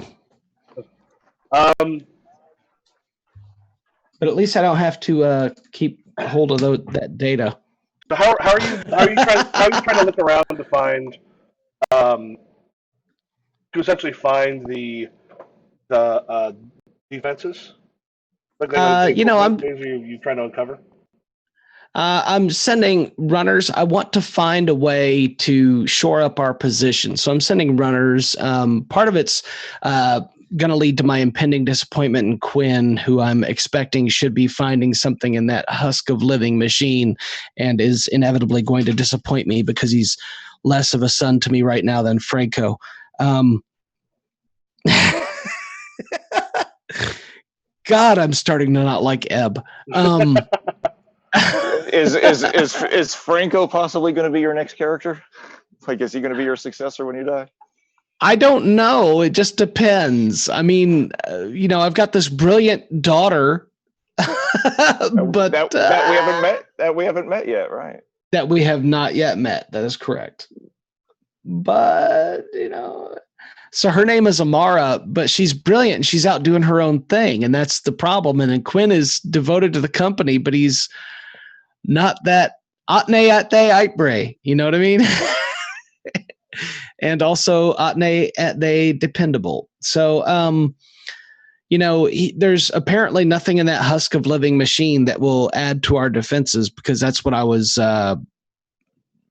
pinning my hopes on with that, especially with relation to the star, the radiance. So the other, I was between that and between Hatchet and just our information network, trying to figure out what they were up to so that we could best protect against them. Apparently, I came up with less than 0. Yeah. So as you're looking through, and you said information network in particular, trying to find out what the Radiants were doing. Unfortunately, it's one of the things you didn't find this out until a little bit later, but there were people who were caught, but were detected, but not like they kind of let them be in there for a bit. What are your surpluses? The barter goods, prestige. Barter goods and prestige. Just those two. Okay. They are going to do a bit of an attack on you on this one. So I want you to roll. You just want to roll a 1d6. 1 through 3, it's the barter goods that take a hit. 4, 5, 6, it's your prestige. Ooh, this sucks.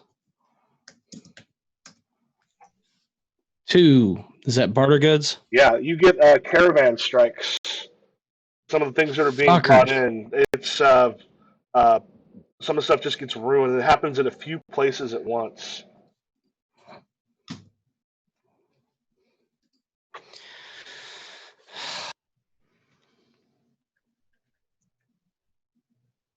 So as long as I have shitty rolls, there's no chance of ever building a. I can have great moments, but I'll never build a wonder. No, it's definitely possible. It's just one of the things can be like if you roll kind of below, it doesn't mean it necessarily takes it. But part of this first one is getting those some needs and surpluses. So what was the second roll for? Oh, just to see which second one roll of the surpluses. Yeah. Okay. So the thing I did was my character's zoom out move, right? I still get a family move. That was the zoom out move. Well, there's like a zoom out move, and then the family stage we get because I got a zoom out move because my character was not involved in the scene we just did. Yeah, the zoom out move. We got the data like that scene. We can also do. That was the stuff you're working on, getting the surplus and stuff. That's not actually the zoom out move. You got the data that you used to get that, but we're also going to then go, okay, what are the things that you're wanting to do to bring your family forward after this? Okay, so I'm on like page 78, I think, where it says story moves, and in zooming out, it says like for each player whose main character wasn't involved, pick one, and that's what I assumed that we just did with my getting the. Removing the morale. You said you took data, right? No. The one we just did was not the zoom out move, because I thought you said you took data on something. Yeah, they scouted for information, describe a lead that might give you a new surplus or remove a need, and get 1 data. Yeah, and then the roll you made then, so that was your thing, and then we had a scene with you moving your family apart. You made the roll. With reach. Yeah, basically the data itself was the zoom out move. I gotcha. And then we kind of look at a couple things here with the family stuff. So we flowed right into the family move. Okay, so I've already done my family move. Yeah, well, it's not like just a 1-for-1, because we definitely want to set it up where, like, either later this session or next session, we get to zoom in with the preservers. Okay. But I mean, but the basic flow is if there's because the way I'm reading that is the zoom out move only happens if your main character was not in the scene.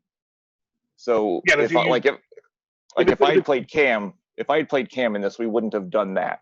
But I would then I would still get a story move or a family move like Mikey just made. Yeah.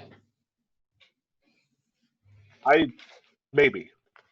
Okay, so let's just take it back. So what happens is you were not in a couple scenes with the stuff took place in Cussington. So we came out. You said you did the thing to gain 1 data, correct? It's to get the lead and get data. Yeah. So at that point, the zoom out is done. Right. And, yes. And then it's kind of like, what are the families doing? And we did sort of the first thing with you. You're doing that to kind of get that surplus. Right. Okay. Was the need removed rather? I think instead of a surplus. Yeah.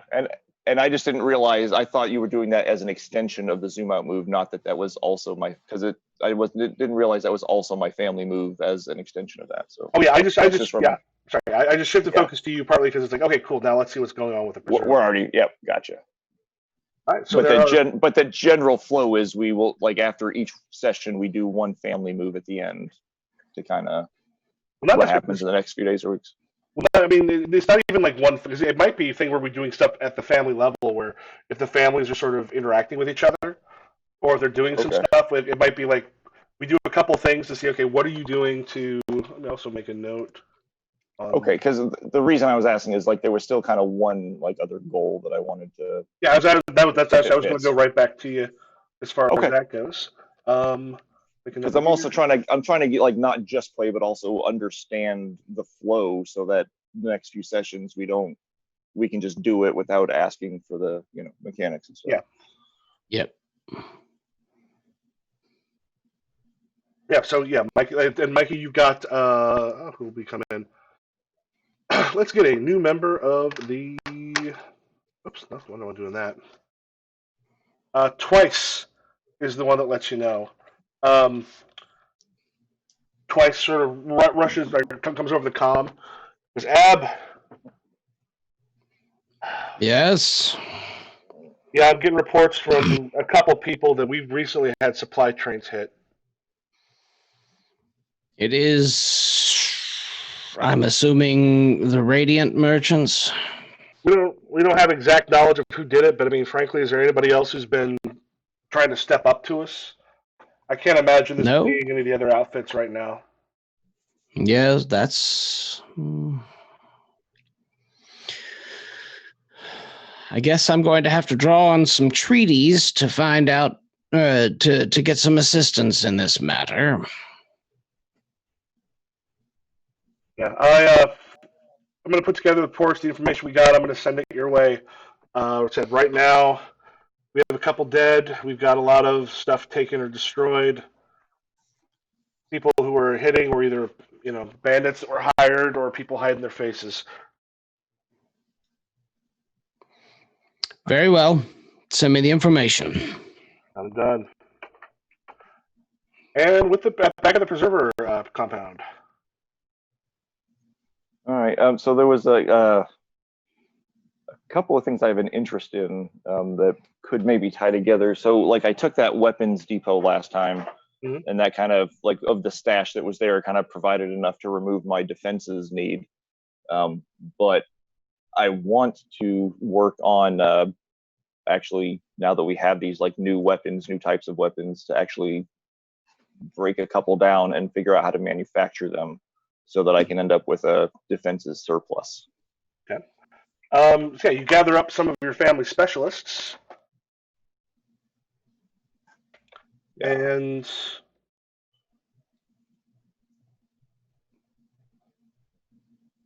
you gather up a couple of family specialists, and gonna start asking. You got Mega. She's the one who's going to be kind of the main point of interest here. She's like, all right, we have looked over some of this old weaponry. The one you got was the weapon depot. Yep. Yeah, and that was which need did it take away? It took away defenses. Yeah. So what we've got is managed to put information from the cameras and such and get a rudimentary system going. It's going to be a little grainy and difficult. I mean, these cameras are literally hundreds of years old. But what we've got should be able to keep us a little better, a little bit better with knowledge of what's going on. So you're okay. So defenses, as in like security. Okay. All right. Cool. Would I be able to use that again later on as a surplus of good weapons or something like that? It's not a surplus yet, right now. It's just got rid of No. But yeah, because I like the idea of the security cameras as well. But I was originally thinking about the weapons themselves, duplicating and manufacturing them. But I like this camera idea as starting with actual defense. Yeah, it's one of those things too. It's you're what you're looking at now is doing a separate thing. So she's just so far she's just giving you the basics, and you're looking to do a separate. Yeah. Cool. Now we want to do, and that will kind of be like an uncover secrets that'll sort of take place during the scene. Yeah.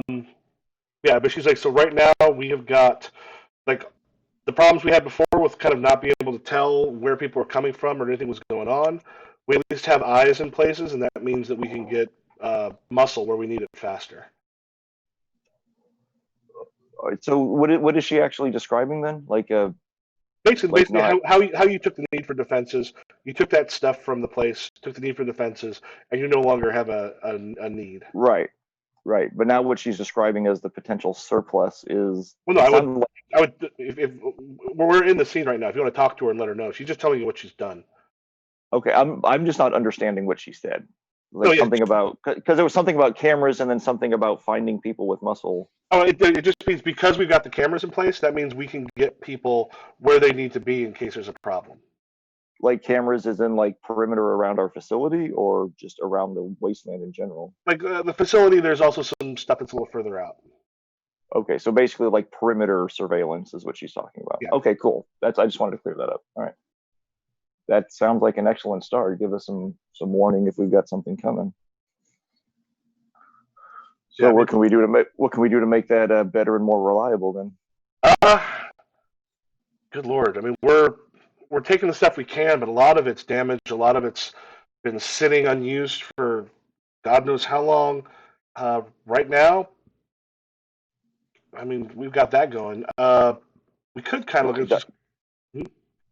Can we dissect them and just create good new ones from scratch? We'll see what we can go ahead and do. Go ahead and roll for Uncover Secrets. Because I've got a surplus of engineering. Does that help me at all? The surplus doesn't create another surplus. You have to go out and find surpluses. Surplus of engineering, there's things it'll help you with, but it doesn't help you create. It won't help you create another surplus.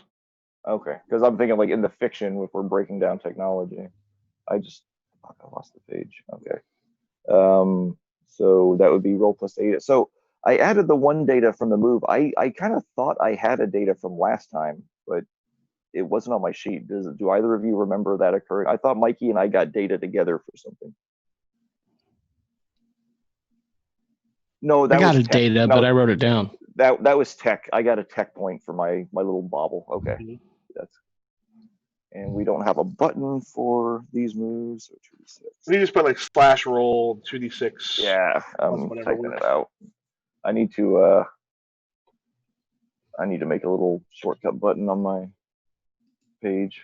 Jeez, we cannot do these family moves for shit.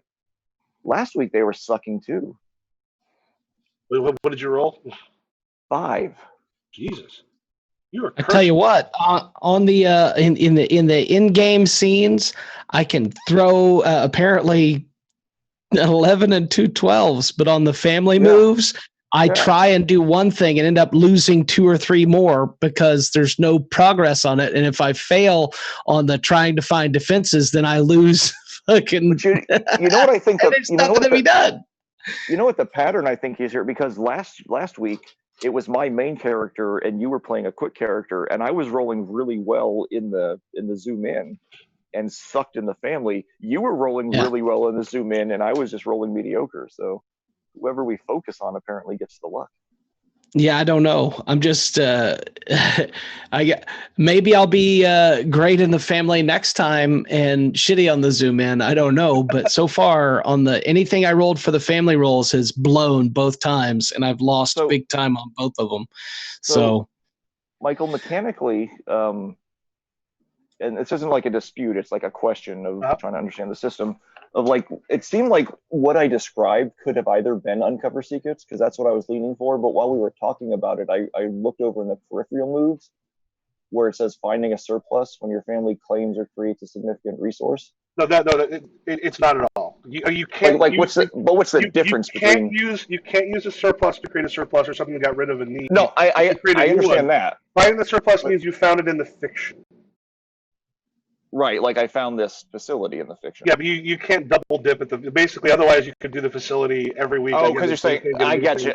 Okay, and that's what I was asking earlier as well. Yeah. So that's what So this has already been checkmarked, and now it's just a spot on the map. Yeah, one of the. I mean, there's other things that might happen there if people go and explore and do other things there. Like if we found a hidden sub level or something, then maybe that one could be. Yeah, the basic thing of, I mean, this is post-apocalyptic fiction in general. Scarcity is a gigantic.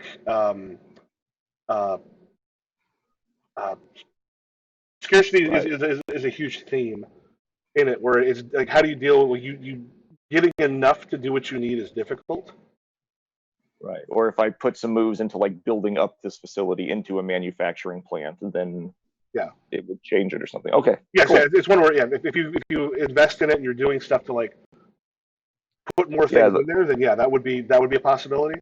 Um, so sometimes the hard part about learning a new PBTA game is like there just is sometimes what feels like overlap between moves until you really understand the distinctions. um, but she goes, I mean, this stuff might be possible to do stuff. There's a bunch of equipment, other stuff we need, but we got a kind of a more serious problem. The generators and stuff we've got here right now, they're starting to go on the blink. And she's talking about in the facility. Yep. Well, no, in Okay. in your Like the actual turbines and stuff, yeah, like in the dam. yeah, the dam. She Okay. goes, we're going to have to start implementing some brownouts here soon because we're not going to be able to keep everything powered the way we have been unless we get some serious work done on the dam. Okay. So like then mechanically, like in a future session, I could use uncover secrets to say like, how do we fix the turbines? Yeah, and for now, go ahead and add energy as a need. Okay. Which is fine. Just as a reminder, like when I placed that landmark, it was an unreliable or dangerous source of energy. So that fits. Yeah, she's like, if we're trying to get like a factory up and going, we got to have the power better. Some of what we did with getting the camera set up drew off a little bit too much, and I don't think we damaged something on the permanent. But if we don't do something soon and ration what we've got, we're going to be in some trouble. Okay. So is just as a because Mikey was also talking about like the idea of working on a wonder. Is that like not something in the family moves? Is that listed? It's sort of separate things. Generally, you tend to because the first stage tends to go. They basically say let the first stage take a couple sessions. When you go into the second one, usually is when you start introducing wonders, and wonders are things they can kind of specifically build towards. I think one of the reasons they do that is the end of the age moves. Let's take a quick look at those. Yeah, and I'm asking just like outside, like as a side question of like in the next stage when we do like, is there a move that like it's just kind of like it's one of those things that we're going to get more into when we actually change. Because I was going to wait till change the age to get into those. There, you can look up the stuff in the book. It's stuff that you use surpluses to. But at first, I wasn't going to layer that on top of what we were doing. Okay, so it's not really pure moves. It's more like just fictional back and forth. Well, you actually start spending surpluses to create stuff, and it's one of those things that once it's made, whoever controls at the beginning of each age has got a bonus. They get a bonus going into that age. So it's kind of when we do that, it will be kind of like an informal clock, where it will be like multiple steps. You know what? Let's not worry about it yet because we'll do that more. Like right now, it's sort of the basics. You can look up in the book the stuff on them, but kind of going into all of that right now is something that is. Sure. Yeah, I think it'll be better to have some of the basic stuff. It just got my curiosity up. Yeah, I mean, just let you know, like some of the stuff you do, and I think some of this will be what helps. When the age turns, where years and generations pass by, and that doesn't have to be a huge amount, but like your characters could still be alive. You roll plus your mood. On a 10 plus, you choose 2 fortunes and gain 2 tech. On a 7 to 9, you choose 1 trial and 1 fortune and gain 1 tech. On a miss, you get 2 trials. And if you look on page 74, and I think I think there might be some choices here that make getting some of those things a little easier. Like fortunes, you go through an golden age, pushing on philosophies, gain a new family move, but gain new leadership, so you can gain more family moves. You can stuff that gets you treaties on things. You can, get more tech from internal scavenging or initial scavenging. You can get like gain 3 surpluses of your choice, but it's left you bloated. Like it lets you kind of go into the next one, especially if you end up with a decent mood at the end and roll well. You can go in there with a little more flush to sort of start off with. Okay.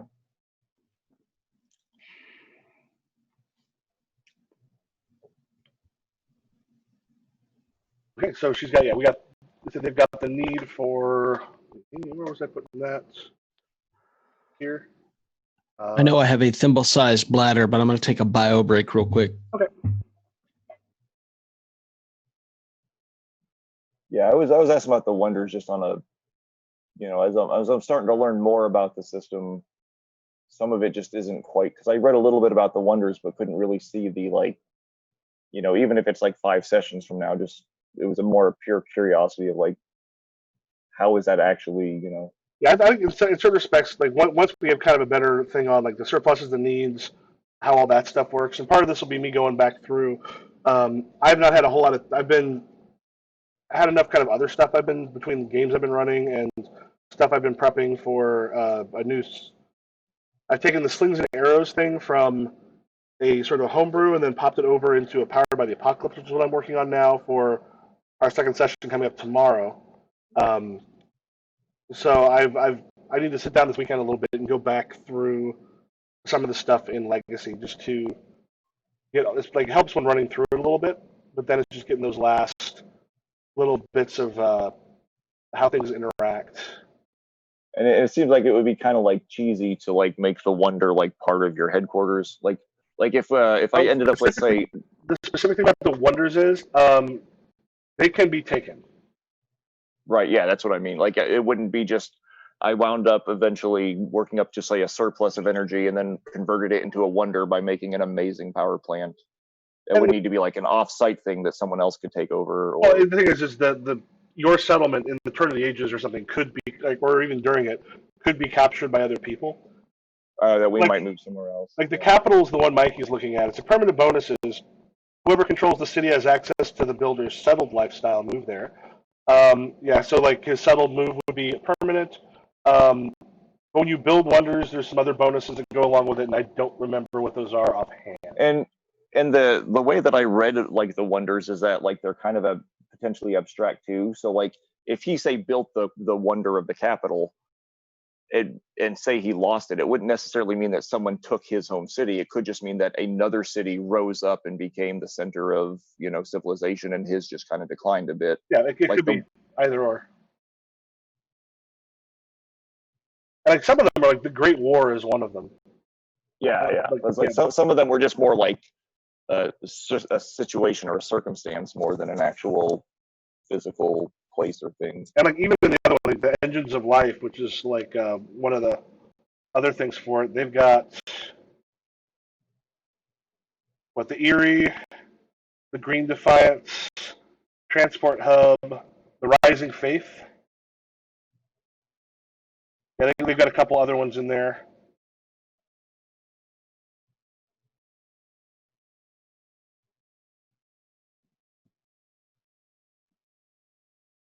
Anyway, for the preservers, what we can kind of look at for a little bit for next time, because I'll have the team here to get my shit out here before too long. We kind of look at where do we like what is going to be the next move for the preservers. I'm thinking it's going to be doing some much needed.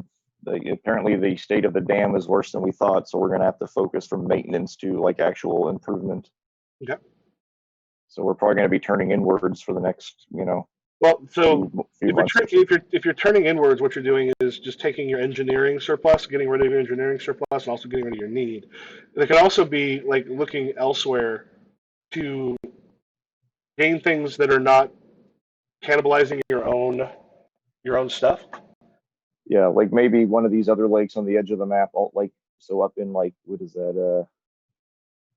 Like it looks like maybe in C11. Yeah, like that could be. So maybe there's a non-functional dam I could scavenge parts from or something. Yeah. So it might be sending people out to see like, okay, where are we going to find some of these other things that we need? Find some power plants, which may require a little bit of work to then go in, take control of, and then and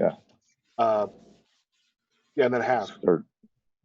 So it looks like next time probably for you is going after parts, other areas. So let's go ahead. Let's actually go ahead and put something there on that spot. Because man, if I could have secured like that defenses surplus, I was going to do a diplomacy and like trade it to Mikey for access to some of that tech he got from the corpse. Yeah, and certain things. And yeah, then Mike, you've also got the stuff for we'd be able to kind of get into if there's other things you want to do with that husk is also a possibility. Yeah, let me throw. I'll just throw Stonehenge down here. A mobile bazaar. It's just your mobile headquarters. And we'll go all characters, and this will be a broken down dam. Oh, that reminds me. I don't know if you're able to see the Carnival de Bosch logo or what that is. So is that like their headquarters or just kind of their current location? They're wanderers, so that's just where they're at now. Okay.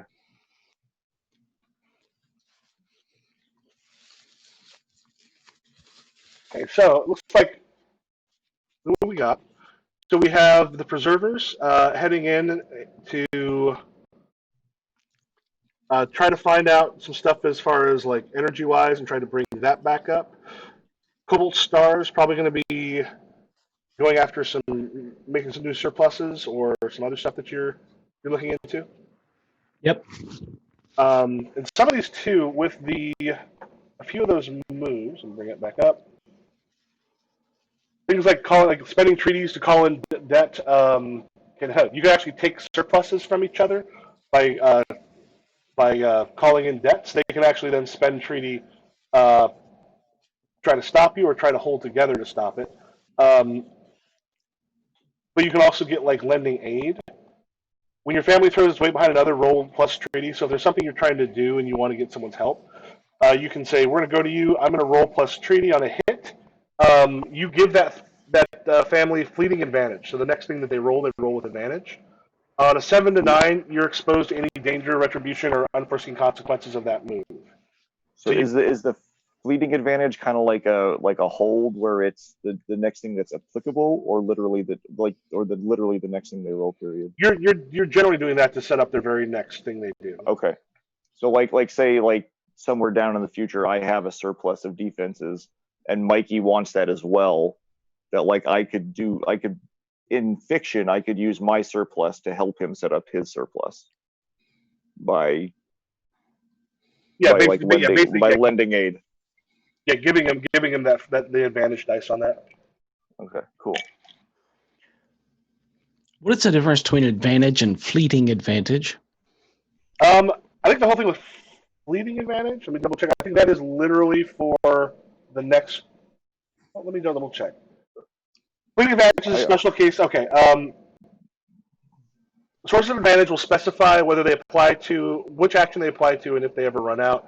Fleeting advantage is a special case that simply boosts your next roll, whatever move it's for, and then goes away. Okay. A lot of times you'll have I think it's particularly when you get into the stuff for turn of the age. I think that's where you have a tendency to see like you will have advantage on certain things. I think is some of the things you can get there. Okay.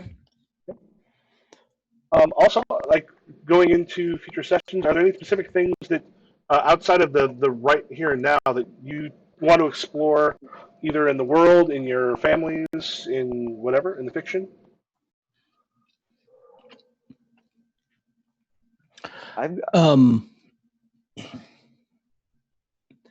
Most of the stuff I want to explore within the family is family dynamic. I mean, Eb's disappointment in his children. Even the really successful one, he's disappointed at. The genius one, he's disappointed because what she doesn't want to do is use her fantastic mind to take over the company and do what he wants with it. So mostly it's that dynamic. So you talked about that a little last session. Is it that she wants to do different things, or she just doesn't want leadership at all? She's an explorer. She wants to discover. Okay. She wants to build and create and discover and use her mind to make things. And he negotiates trade. And she's just not interested in it. So lawyer's daughter went to art school is basically what we're talking about here. Yeah, more like the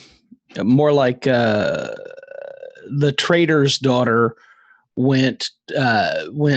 became Indiana Jones.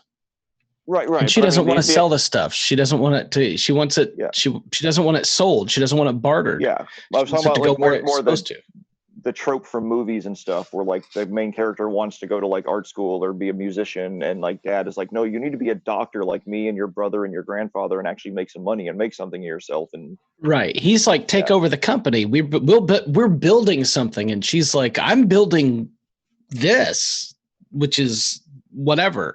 She's not concerned with legacy. She's concerned with accomplishing something on her own. Yep. And he's concerned with the Cobalt Star, which means they're a lot more alike than either would admit. But he's concerned with maintaining the Cobalt Star, and she's wanting to do her own thing. And at the turn of the age, Michael, we get to like adjust our like assets and surplus. So like as an example like that, if like one of the things I wanted to say was like the next batch of managers were kind of shitty, that I could just give myself like a need for leadership as kind of like following that fiction. I don't know. Okay. I have to double check. The thing is, there's certain roles you make that will then let you choose from various things. I just remember there was something about just shifting stuff around as the fiction as made sense with. Yeah, it's one. I've not done a dive back on that because we've got like probably one or two sessions. We're gonna get Dave also to get his feet underneath him before we do the switch.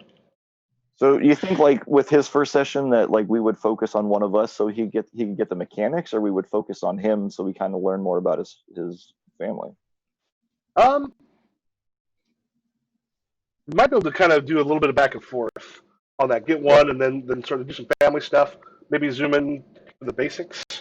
Yeah, we'll kind of see. All right. Do a quick thing where it's just a quick whatever to show him what it's like somewhere else, and then move forward and with his family so that he can make some moves. Because like in this one, we actually did like 2 or 3 scenes. Like the scenes could actually be my main character with your 2 quick characters, and then another scene with your main character and our 2 quick characters doing something completely different, and then bounce back and forth. I think when we're more used to the rules, a lot of those things will happen faster. Because sometimes here it's like, okay, which one of these actually fits with what you're doing? That one seems to work. And then, Paul, are there specific things you want to kind of explore and look into? We have family dynamics for Cobalt Star, and also Mike, you said you're also wanting to work on getting surpluses for the Wonder. Yes.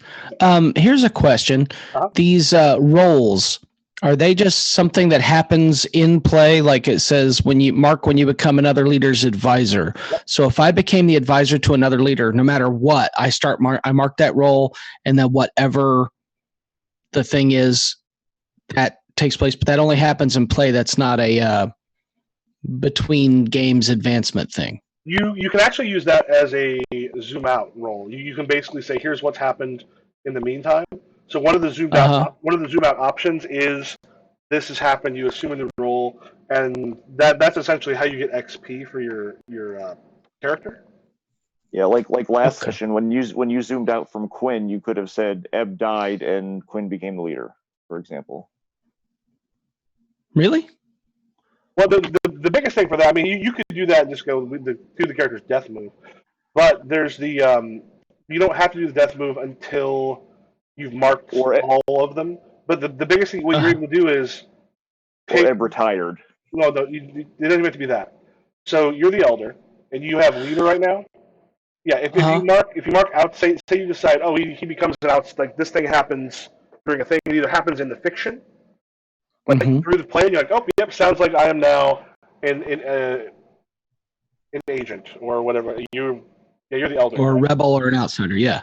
Yeah. So you become this now. You're like, okay, that's what I moved into. Go ahead and mark that move.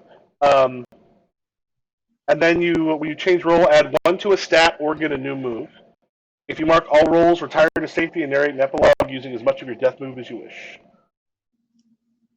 Okay. Yeah, so as you move through those rolls, that's how you gain new moves or you raise up your stats. Okay. So I was just checking because it hadn't happened, and nothing had told us that we needed to be doing that or that we could be doing that. Yeah, that's all. What's the delay on the recording winding up on YouTube? When I put it up, why? Okay, well, I was just going to send a link to the playlist to Dave just in case he wants to watch over the weekend. I could probably throw that up today. But are there things you want to take a look at, like to explore, Paul? I've got some ideas that I maybe want to like simmer in the back burner and maybe talk. Like I may have some more solid ideas on Monday, but like I'm satisfied. Like right now, the direction I have is kind of like what I have now. Okay. I'll take a bit of time this weekend to kind of look back over, kind of read back through parts of it to see now that we've got some of the little how it works now to see what I've sort of missed, what sort of things, how they click together becomes a little more clear once you got all that. Also, and just as a side note, we put up these locations. I think I'd like to be exploring the locations and factions that we threw on the board: the Redemption, the Brigands, the Valley of the Blind, the Shawnee Dam, the Gallows, St. Matthew's Penitentiary, stuff like that. I think I'm. It's not that I think I'm pretty interested in seeing what we can do in the New Jersey Sci Center. Yeah, like as a player.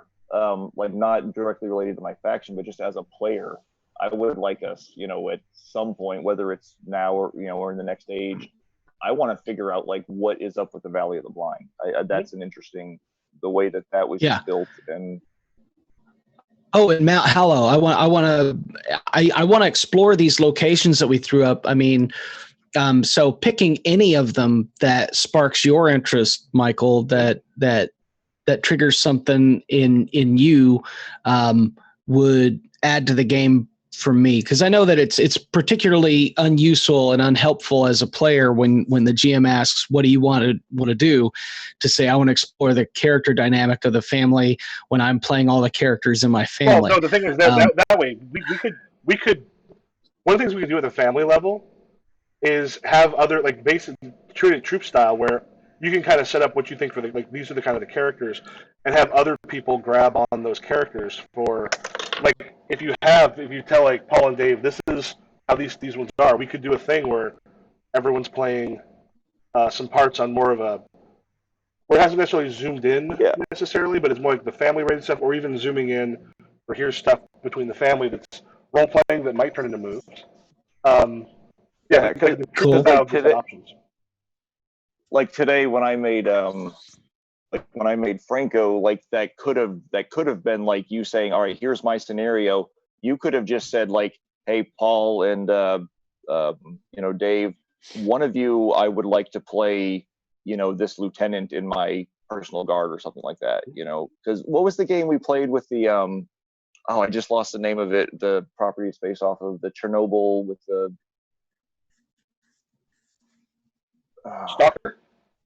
Stalker. Yeah, it was based on Stalker, and we basically just had index cards, and whenever you zoomed in on one of us, we basically just wrote like a character name or relationship and a couple of character traits and just slid it across the table to someone else and said, this is who you're playing in my scene.